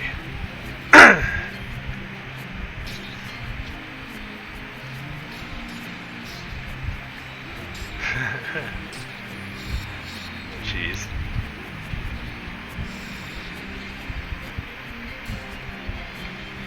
Where are you, Isaiah? There he is. He's fine. Jeez. So I want, like, this fight to be going very badly, and then I want Monty to be like, I'm sorry, Grand Owl, but I must go all out just this once. And then he takes off. Oh, fuck, he might be dying. No, he's fine. Then he takes off his weighted training gauntlets, and then he takes off his weighted training armbands, and then he takes off his weighted training vest. Then he just keeps fucking taking shit off. Then he gets completely naked. He goes, I must go full Monty, and then he runs at him naked and whoops his ass.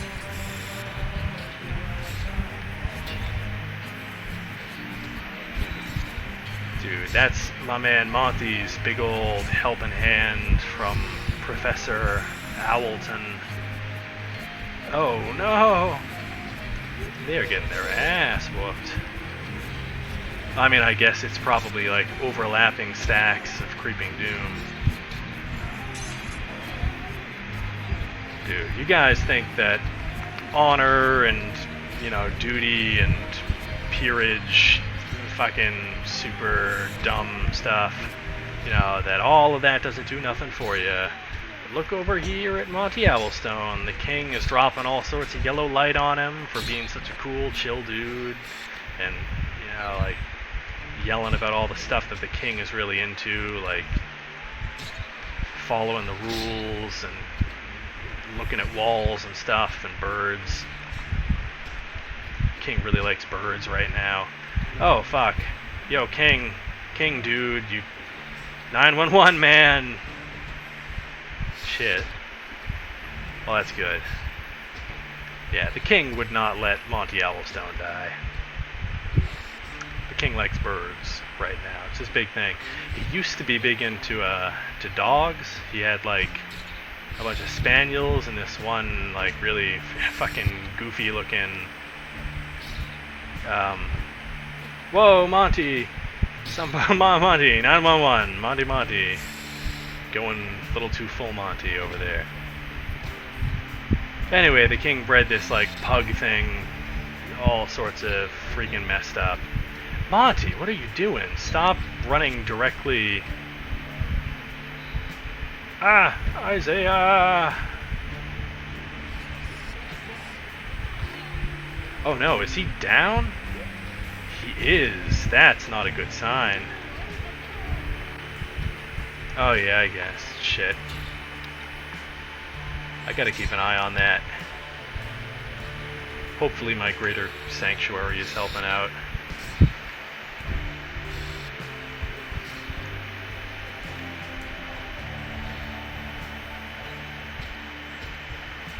Yeah, that's not a good sign. Isaiah is like our main man as far as support goes.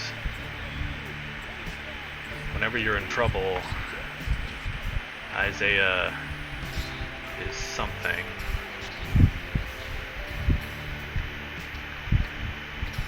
Helping. When you're in trouble, you call DW. Dark winter. Isaiah got dangerous. Dark winter. These little mushroom guys are they're a pretty big nuisance. But thankfully Cholers and Rorin are keeping them well under control. The heroes run hither and thither, and even yawn, desperately dodging amassed clouds, plague knives of blowflies, and acidic vomit sprayed in their direction by Big Name. Sword arms grow weary, minds tire, and very souls of the bold adventurous begin to feel sickened by the realm they inhabit.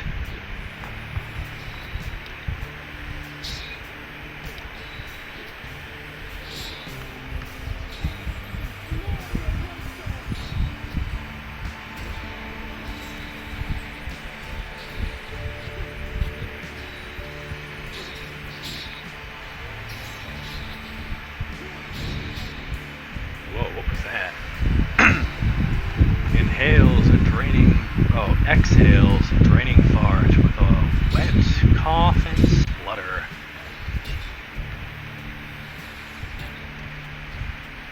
I can barely hear it. Ooh, and that's coming from Bobby.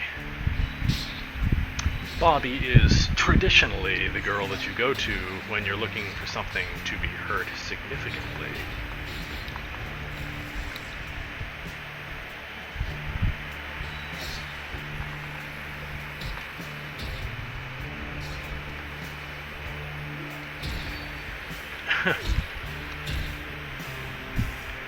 Worthless little creatures.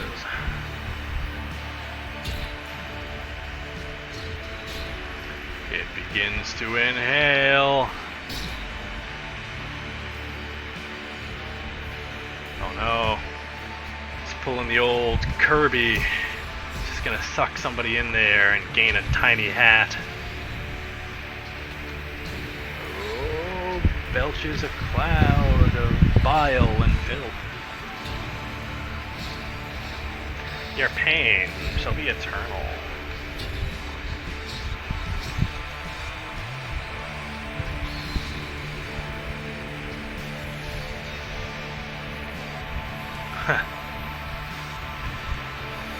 Yeah, some potion seller is going to be a pretty happy camper when this group gets back to town.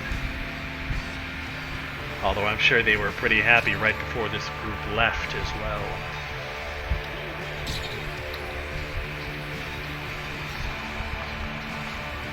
Oh, whoa, get the heck out of there.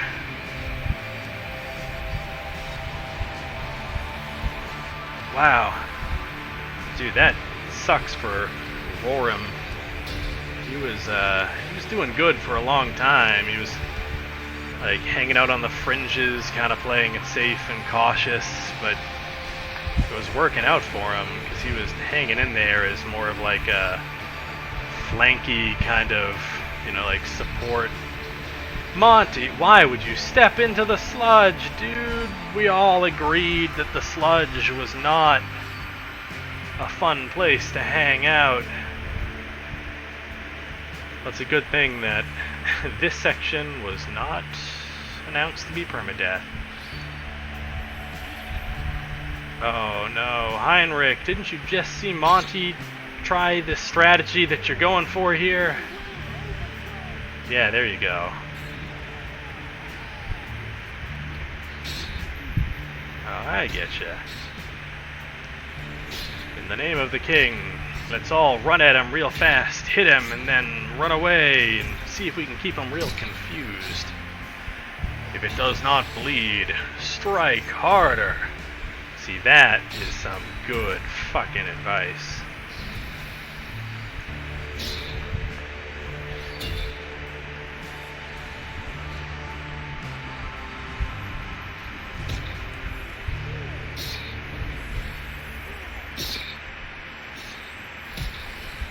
Avenge Owlstone. Ah, shit, the Plague Knights, man.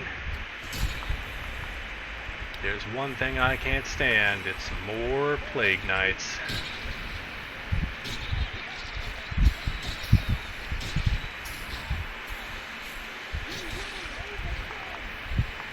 Yeah, they're having enough trouble without more spawns, although Mr.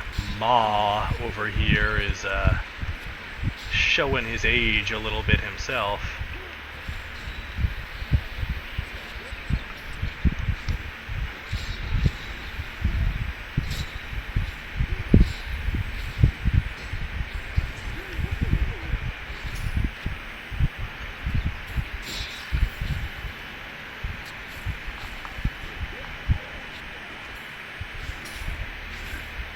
Go, go, loyal dog spirit.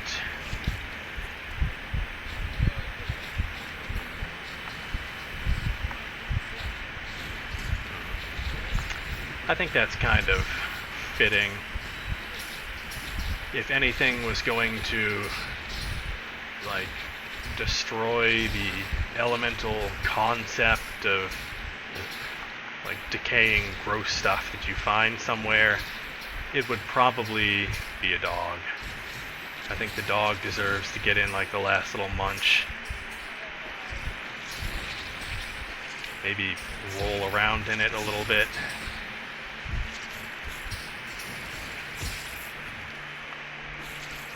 Get off of him. I'm gonna rend your soul, guy. Come on. Why you gotta be so difficult about this? I'm gonna rend your soul, okay? Just don't get it. It's kinda like my whole thing.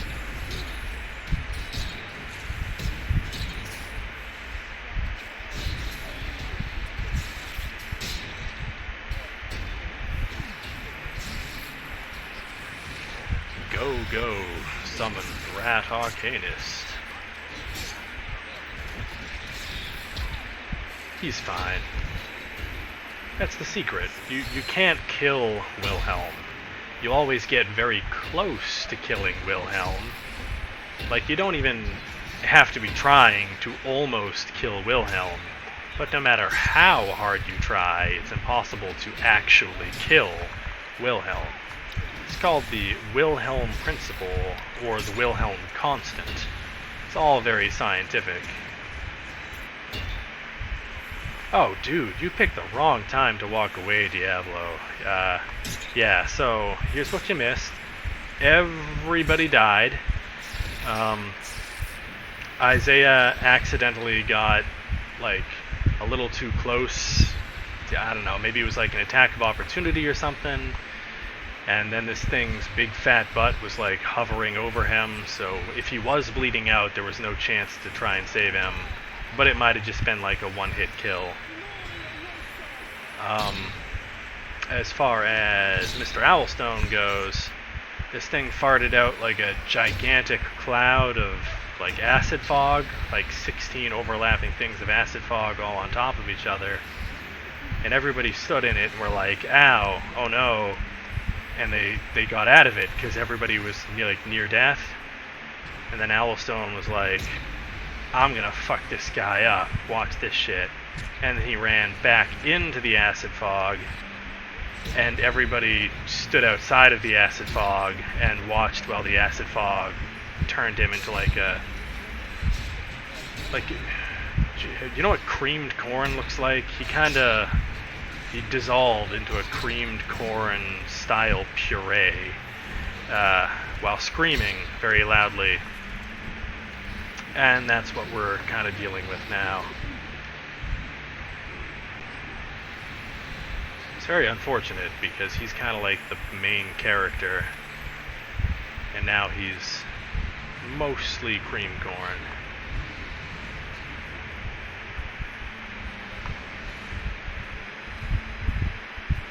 Huh.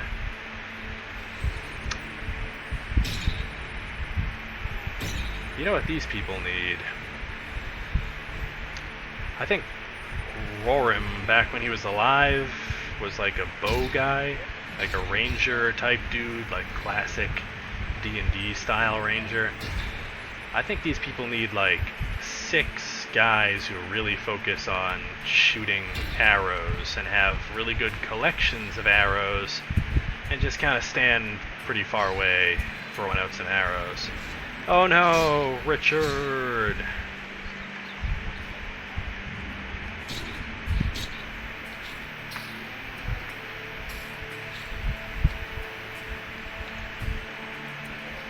Nice try, you giant monster. You might be a huge jerk, but you're no match for Giant Dick. Dick Winterbourne, Private Eye.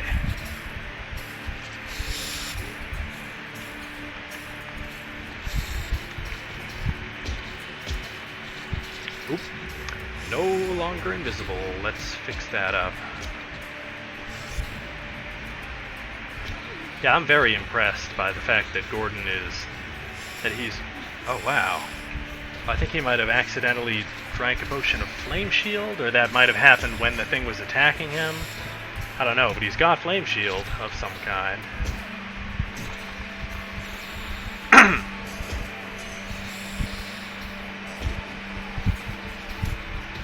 And I'm impressed that he's hanging in there, and he has not been like, he hasn't been cautious about it. He's been, like, in the thick, meaty, disgusting puree the entire time. He's been in the stink.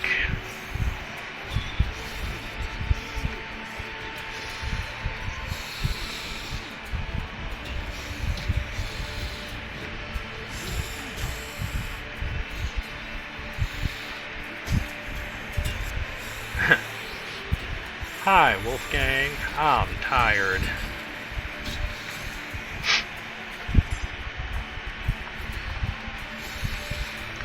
Yeah, they are in dire straits. Yeah, you know, this... for as much as it tends to suck when people do that in most events, this could be one of those events where, toward the end, you might have to start yanking a pack or two for enough supply to stand a chance at winning. But we'll find out how they manage to cope. Your pain is gonna be like... it's gonna hurt real bad. Why don't you crawl inside my mouth and I can show you what's up. I do this to all my friends. It's gonna be really funny.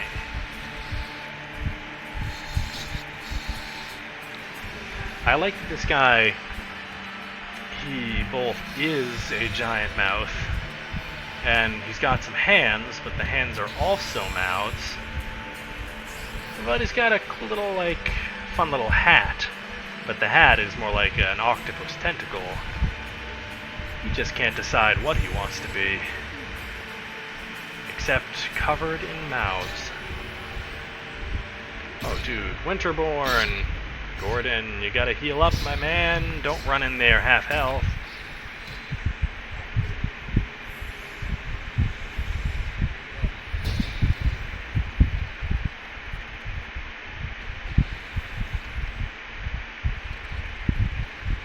Oh no, Wolfgang, man. I wonder if he's, like, out of healing.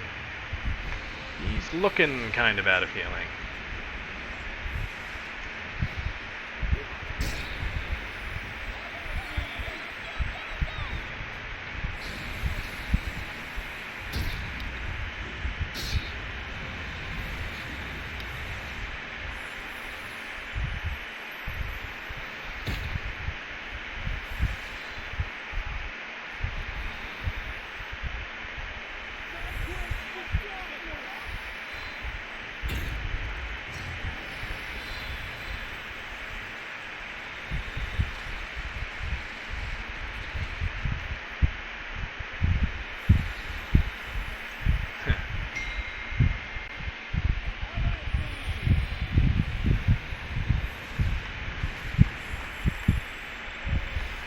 Nice thinking, Bianca.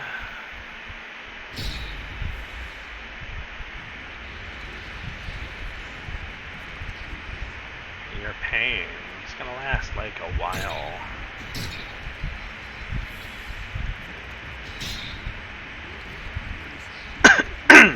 Oh, that's rough. Hopefully the majority of people within swinging range have like a ton of fortitude. What? Did it just suddenly become full health? Great flush of bile.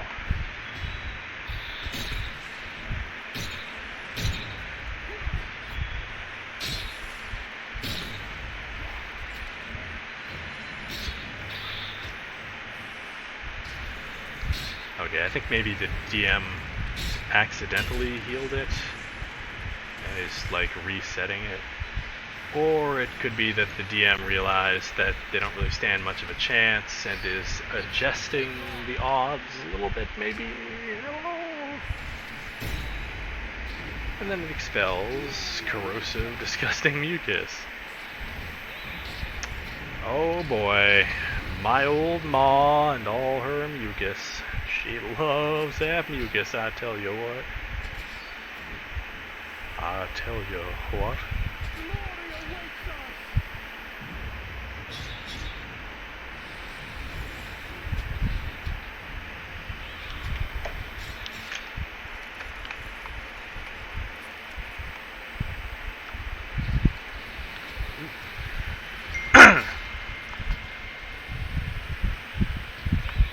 Got us some alchemist fire. Quarterstaff. Very useful. Improved medical herbs. Wolfgang. Oh, why does every person seems to think that like walking into the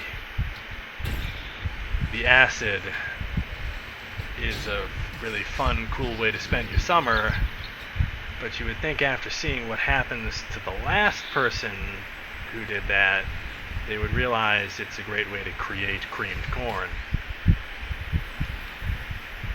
Yeah, if they lose, it would be kind of interesting. Oh, fucking invis.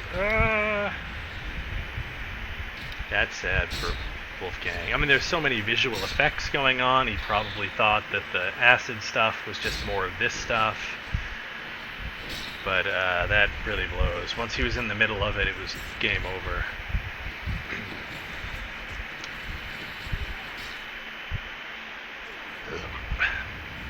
But if we lose, that would be a fun twist, because it accomplishes most of my out-of-character goals of this weird, disgusting plague area thing with its madness zombie infection thing.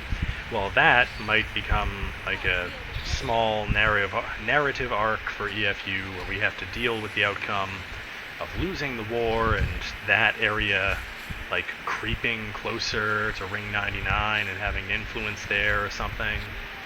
So that would be pretty sweet. And also my secondary goal of letting the Count continue to drive his drill forward so I never have to ring run but can still see all of the cool content would be pretty great too. Because I want the Count to win. I want all of us to die, and I would like him to let me visit Bazil. I want him to smash through everything. It'd be pretty cool to see the Count interacting with the Grey Keep pretty soon. That would be kind of fun. Like all these deals that he's cutting and whatever as he makes his way.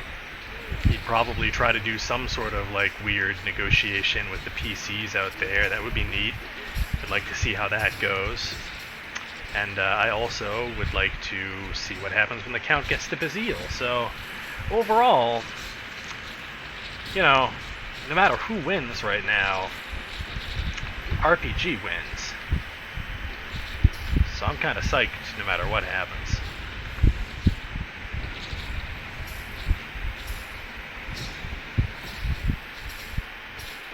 Yeah, I mean, what if, like, not pre-planned at all, but what if Blackhearth's cool vampire aesthetic becomes way more appropriate after the Count shows up?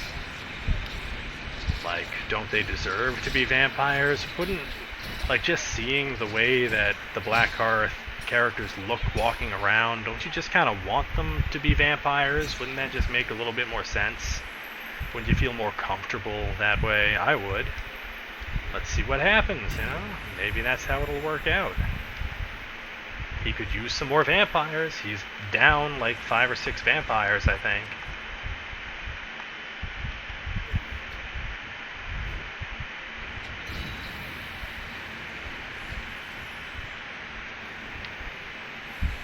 I mean, I don't really know how the Count or vampirism works in COR, but given that he's lost, like, I don't know, at least 2 rubies, one of which was like 12 rubies, I would think that being a living factory that produces more vampires, I would totally just be like, alright, hey, I need to find some more dudes and create some more vampires, because that has been a winning strategy in the past for like thousands of years, so let's do that again. That seems like a good plan. Yeah. You're defeated. Come on, give up. Just embrace the rot already. Embrace the filth that comes. It's pretty fucking sweet, guys. Yeah.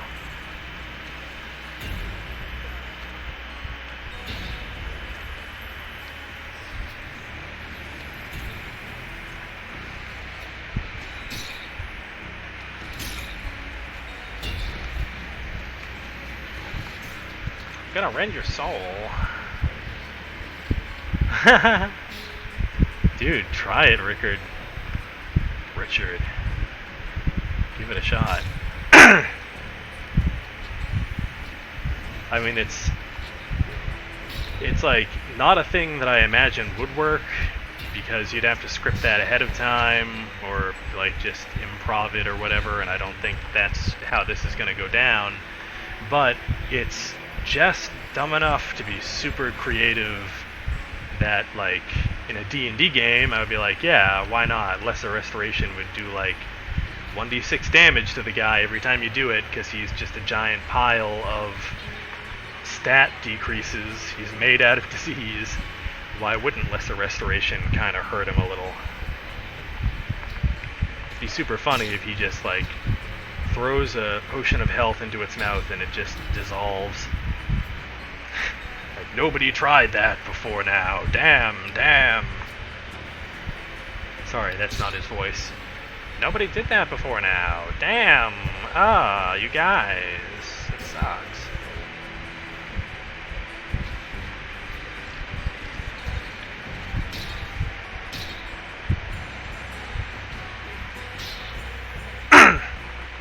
I've never seen the Vestige or Vestige.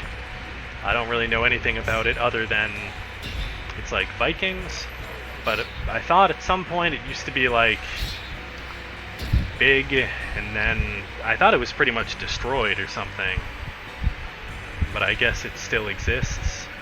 I don't know. That's kind of what stinks about having Ring ran very early in the server. They add really cool new stuff that everybody knows about now and I've never seen. But also, I got to see some cool stuff that later was destroyed. So, you know, you take the good, you take the bad, you take them both, and then you have a bunch of fucking ring running. Oh, fuck, he's going Super Saiyan, or he's gonna blow or something.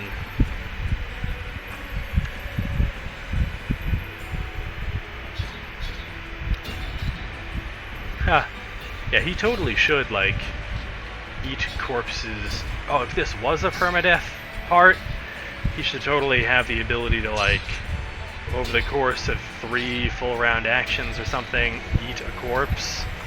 And then that is what causes the permadeath part to take effect. Maybe it gives him, like, I don't know, 1d10 hit points or something whenever he does it. They got him on the ropes. I think they're totally gonna pull this off against all odds.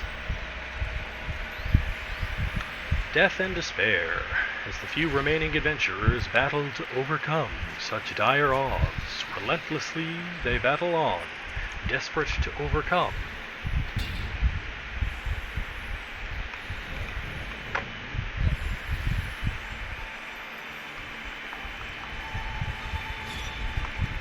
Oh, snap, Bobby! Doing some fire damage with that burn.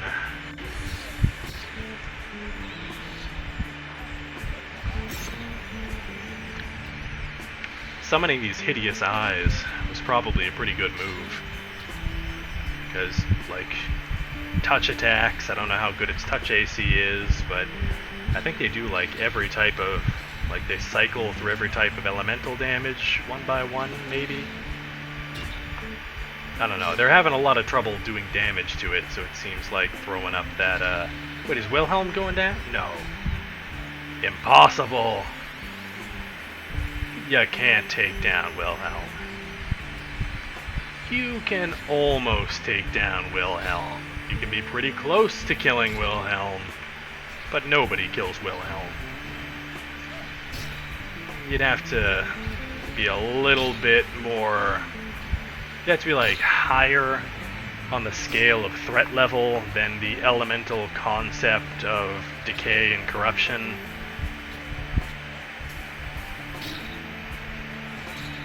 Like, maybe the concept of death might have a chance of actually taking down Wilhelm.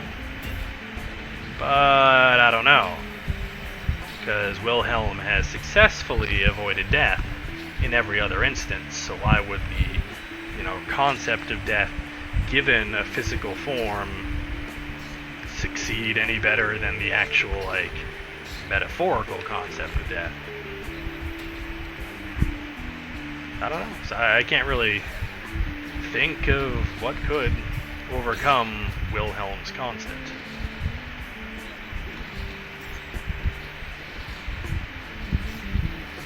I mean, maybe the king? The king might be able to, like, turn off Wilhelm or something. Because I think the king is, like, more powerful than... Like, maybe, like, he's organizing all of the concepts of the world or something. I don't know how that all works, but you know, I doubt death could kill Wilhelm, but the king might be able to do it.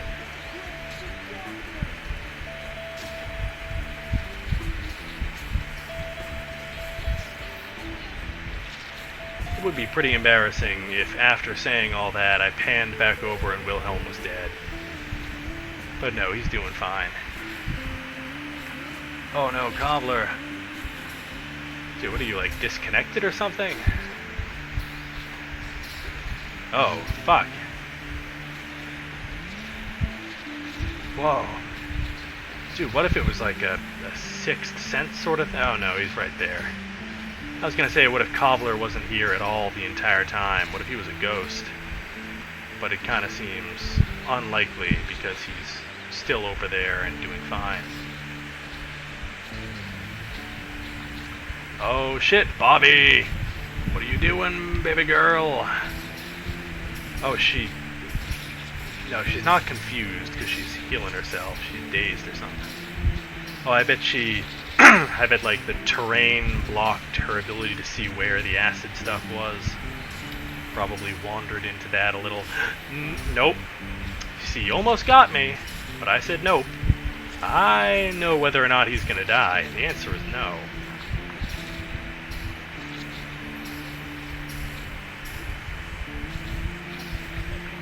You can't overturn the mathematical principle that is Wilhelm's constant. Wilhelm will constantly almost die, but will always live, trapped forever in the limbo between life and death, the delicate twilight ballet that is the life and half-life of Wilhelm. Now, Richard, on the other hand, he might be in trouble. Oh boy.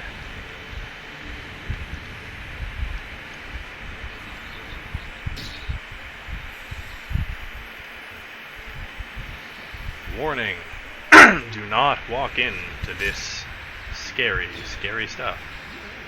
Gideon, no, dude, he's like unstoppable. Shit. Don't you do it.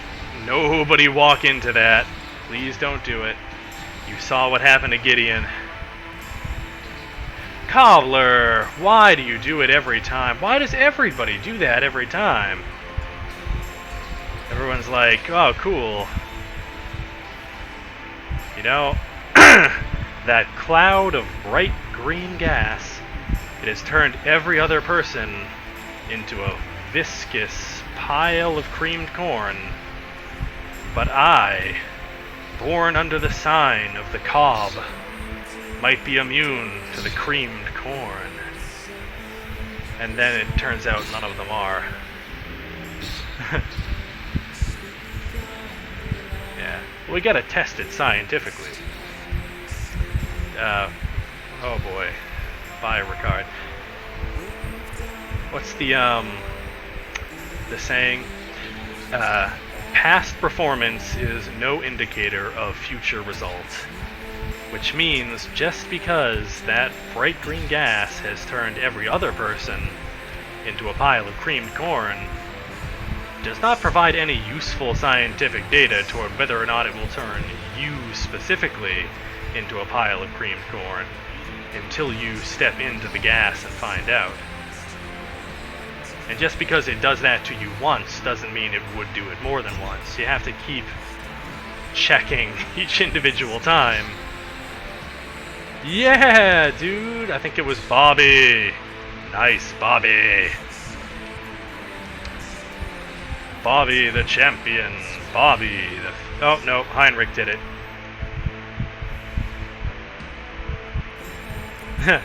I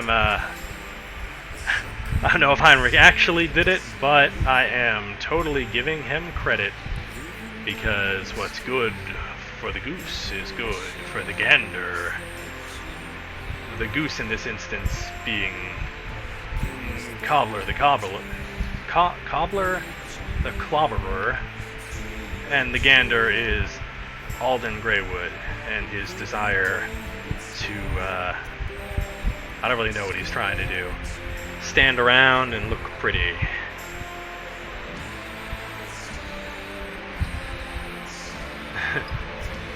the heroes, and this floating head. Champions of peerage all, and this floating head, who is rather indifferent to the peerage. And although he is indifferent to the peerage, he looks good. Yeah, Richard made it, my dude. Heinrich heroically strikes down the demon prince with a mighty blow before running away from the body in victory. Yeah, it's called a victory lap, dude. It's what all the victorious people do. That's why it's called a victory lap. They wouldn't call it that if you didn't do it after a victory. After every victory. We're gonna make sure that the history textbooks record it down as the way that I described it, not the truth. I mean, what is the truth? We're living in the post-truth era. Heinrich killed him and celebrated by taking a light jog. Let us check in front of his throne. But truth be told, I just want to sit on his cool-ass throne. Something built those obelisks. And probably wasn't this guy. He doesn't have any hands.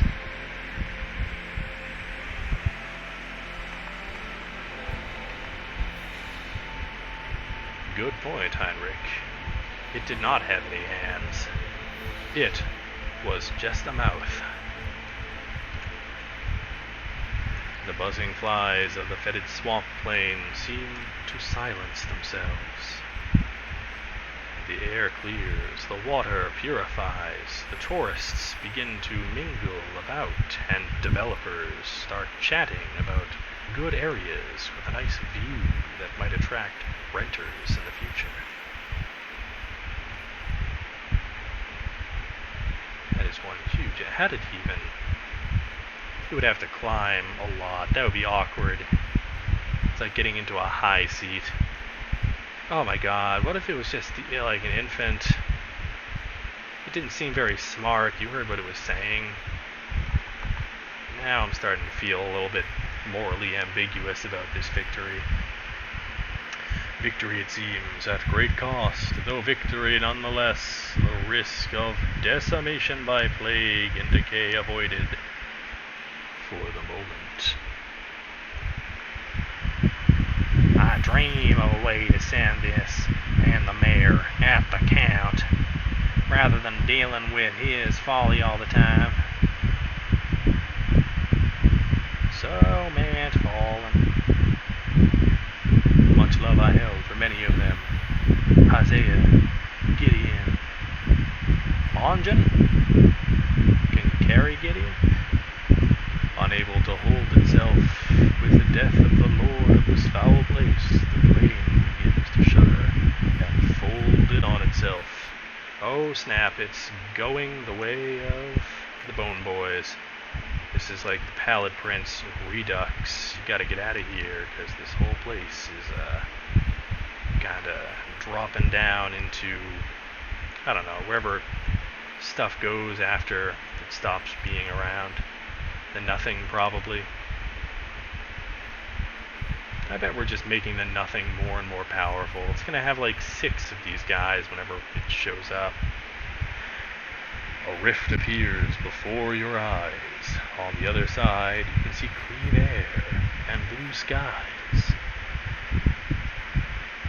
Scantily clad native women drinking mojitos. A luxury resort. People jet skiing. It concerns you that you've never seen a jet ski before, and yet you're intrigued. Dare you enter?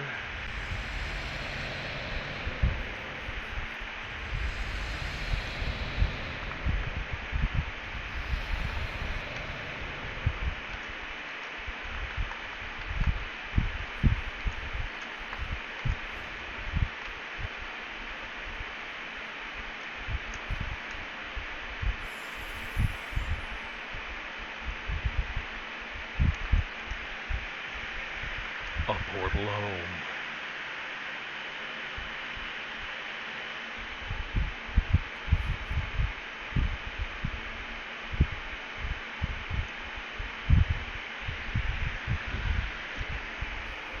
I wonder what the universe defines as home. Huh. I like that optimism, Grim Falcon. We're gonna need it. Because much like Atreyu, Alden Greywood is a single 12-year-old boy.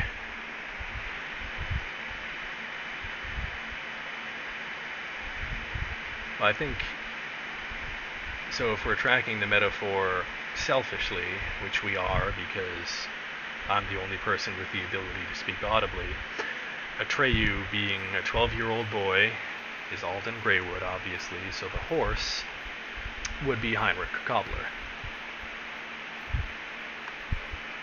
Which makes sense, right? Because out of everybody who would die tragically that you're emotionally invested in, it would probably be Heinrich Cobbler in the fight against the Nothing. Owlstone would die tragically maybe fighting the Count.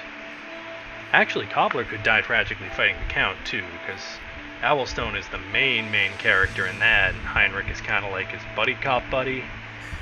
So he could die toward the end to like really push home the point that they need revenge against the Count.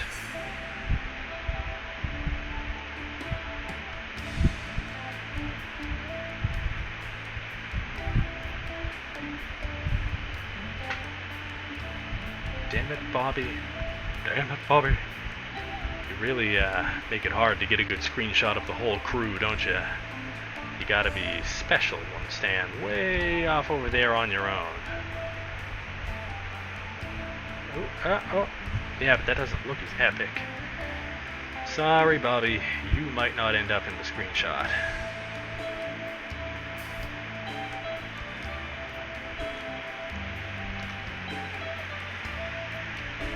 And then they entered the portal, hoping that the next leap would be the leap home.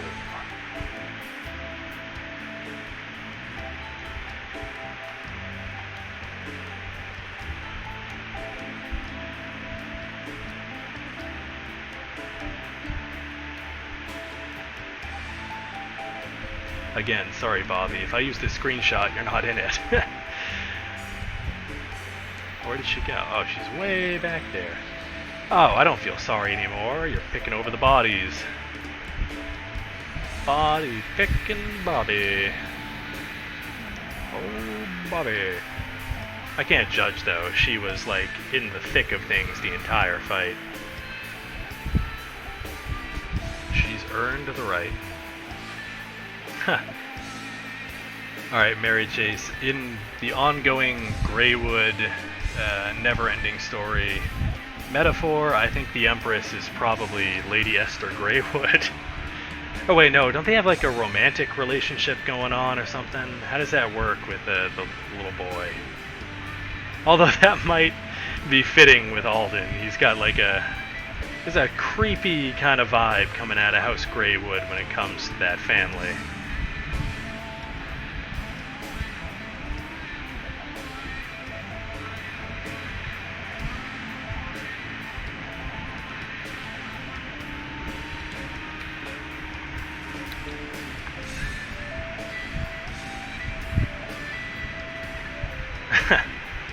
Oh, no more green fog.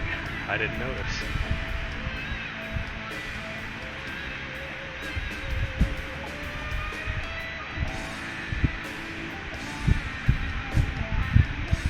Well, I guess we're just gonna have to watch the never-ending story.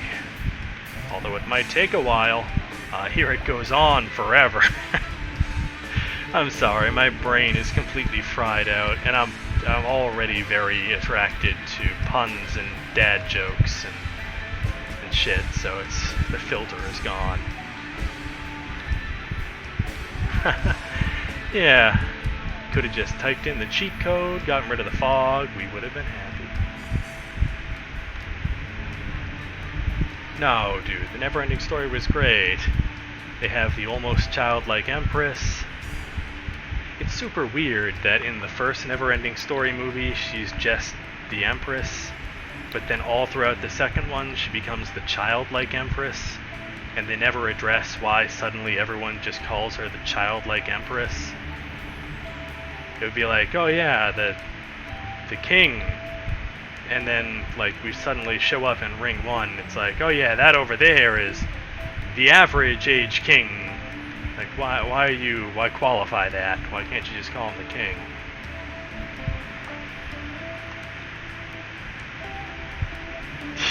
I love the weird, creepy bookseller dude. He was the man. Hanging out, screaming at kids for taking books, and then kind of smiling like you wanted them to take the book the whole time.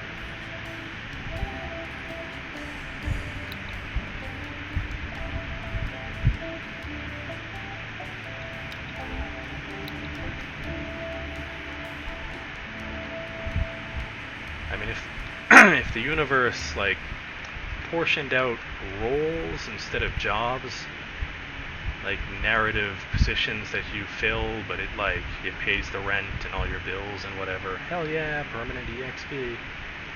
I would totally want my role to be weird, semi-magical bookstore guy who hands out books to people, but also is angry the whole time, but also secretly wanted you to have the book because he's teaching you a life lesson, but he's like weird and creepy. I want to be that guy. He's complex. You can't really put a finger on what he's all about. But I did not come here to stop the Count. I came to stop this plague from spreading, with the walls broken and sundered. Speaking of complex, this Mahjong guy, you know, he's got some interesting motivation.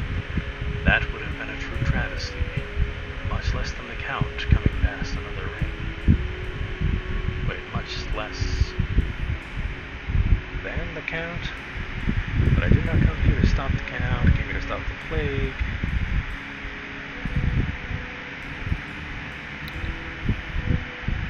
Walls broken and sundered.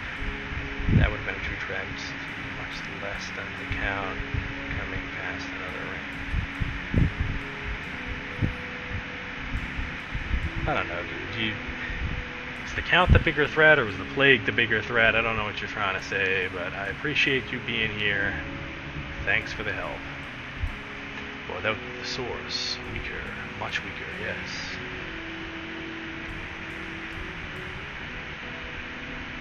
I think you, I think you cleared away all the stink doo-doo farts. Ah! Quack, quack, baby!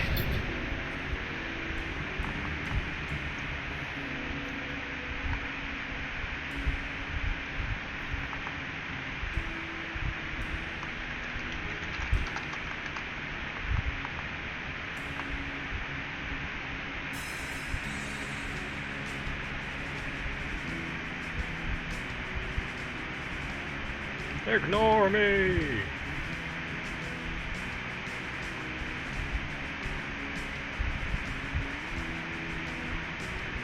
Oh.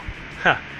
Well, I thought I was briefly visible, so I took off my out-of-character cutscene ring and re-equipped it to, you know, reset my invisibility. So whether or not I was visible, I became visible to reset my invisibility. Whoopsie doodle. Fart on a poodle. Looks like I picked a whole bouquet of whoopsie daisies. Nah, boy. I've been spotting you several times. Make you beds on that sanctuary, are you now?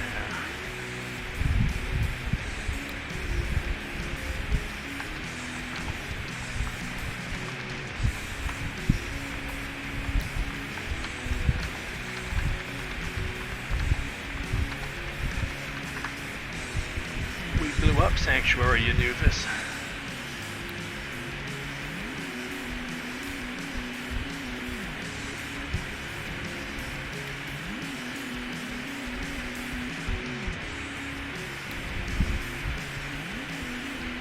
In an effort to make sanctuary 100% energy efficient. Ah, you boofus. Boofus is way better. Why don't I say that more often? Hey, look. A typical farmer. He's also a penguin. Oh shit, has there been a counter stream going? A counter culture competitor stream. If I knew I had like an anime rival I was competing against, I would have brought it a little bit better, you know? Shit, man. No, SN said he couldn't stream. Was he fucking lulling me into a false sense of security so that I would not perform as well as if I knew that we were competing so that he could beat me? My god, he's sinister. That is capitalist as hell. He's doing like reverse double bluffs and shit. I can't keep track of his crazy YouTuber head games. I'm not in it for the drama, man.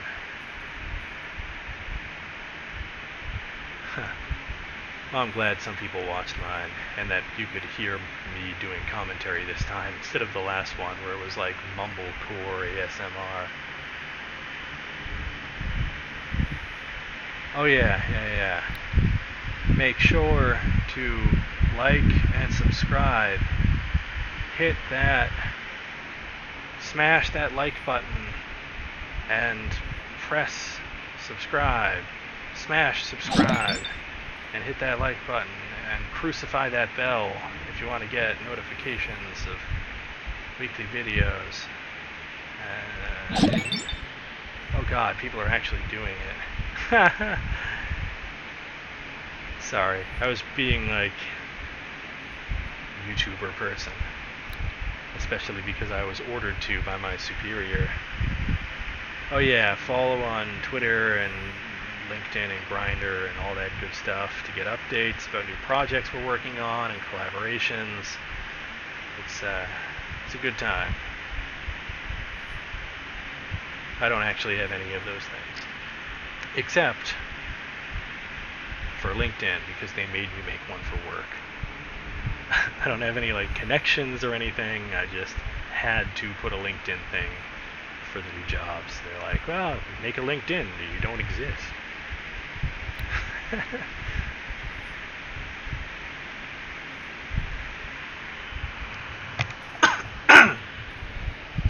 You're welcome. That is my job. Come on, say your catchphrase. Who the heck is he? Who are we talking about? Yes, perhaps you must be stopped for this madness to end. Ooh. Me? Are they talking about me? Oh, Bianca. No, Bianca's not a he. What, the Count? It's a valid point, but next time we have to go for the drill, with the Count or both. It can't be worse than drowning in putrid bog with rotten flesh. Oh, Bianca, you do realize that the Count will most likely release the failure. I don't know what that means. That's why I mentioned going for him. But yada yada, mushrooms. We can all hope that we can. It's going to be unpleasant, since I imagine that'll come with a failure. Oh.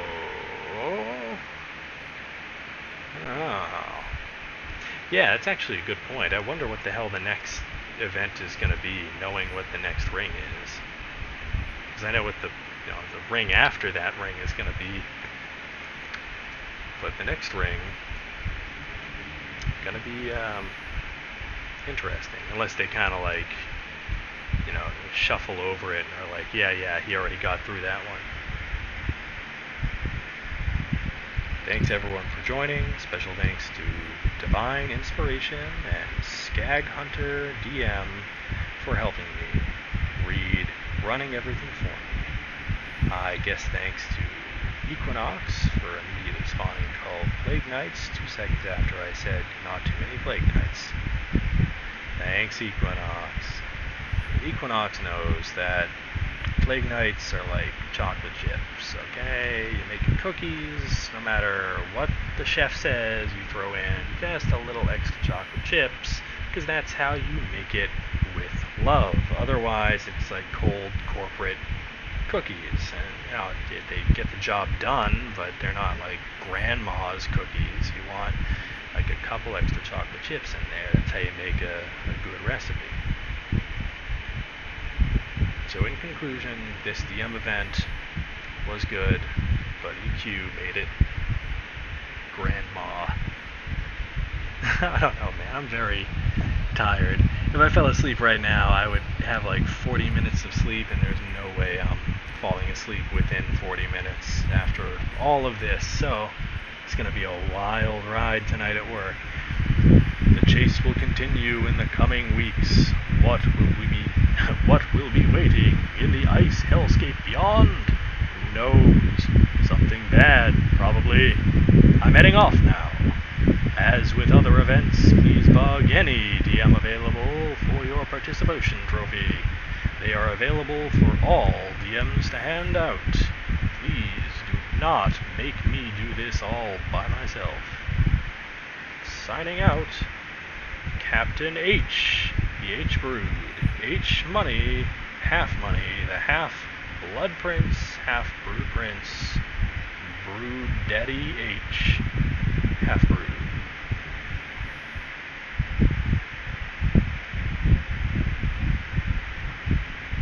Feel free to use any of those nicknames. Half Brood or anybody listening, really. They're not copyrighted or anything. Alright, what do you want? Oh, shit. Yeah, alright, I'm ending the stream. I'm not going to eavesdrop on their salacious conversation. Oh, I see that Wilhelm is already... He jumped ahead of things. He's already in the Discord back channel typing up a storm.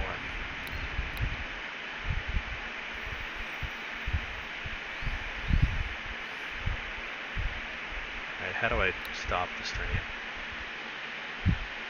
Also, don't take that seriously. I like Wilhelm. I like the Moonspear people. Nothing I said is serious. Please, nobody be insulted about anything I said. My brain is not working. It never really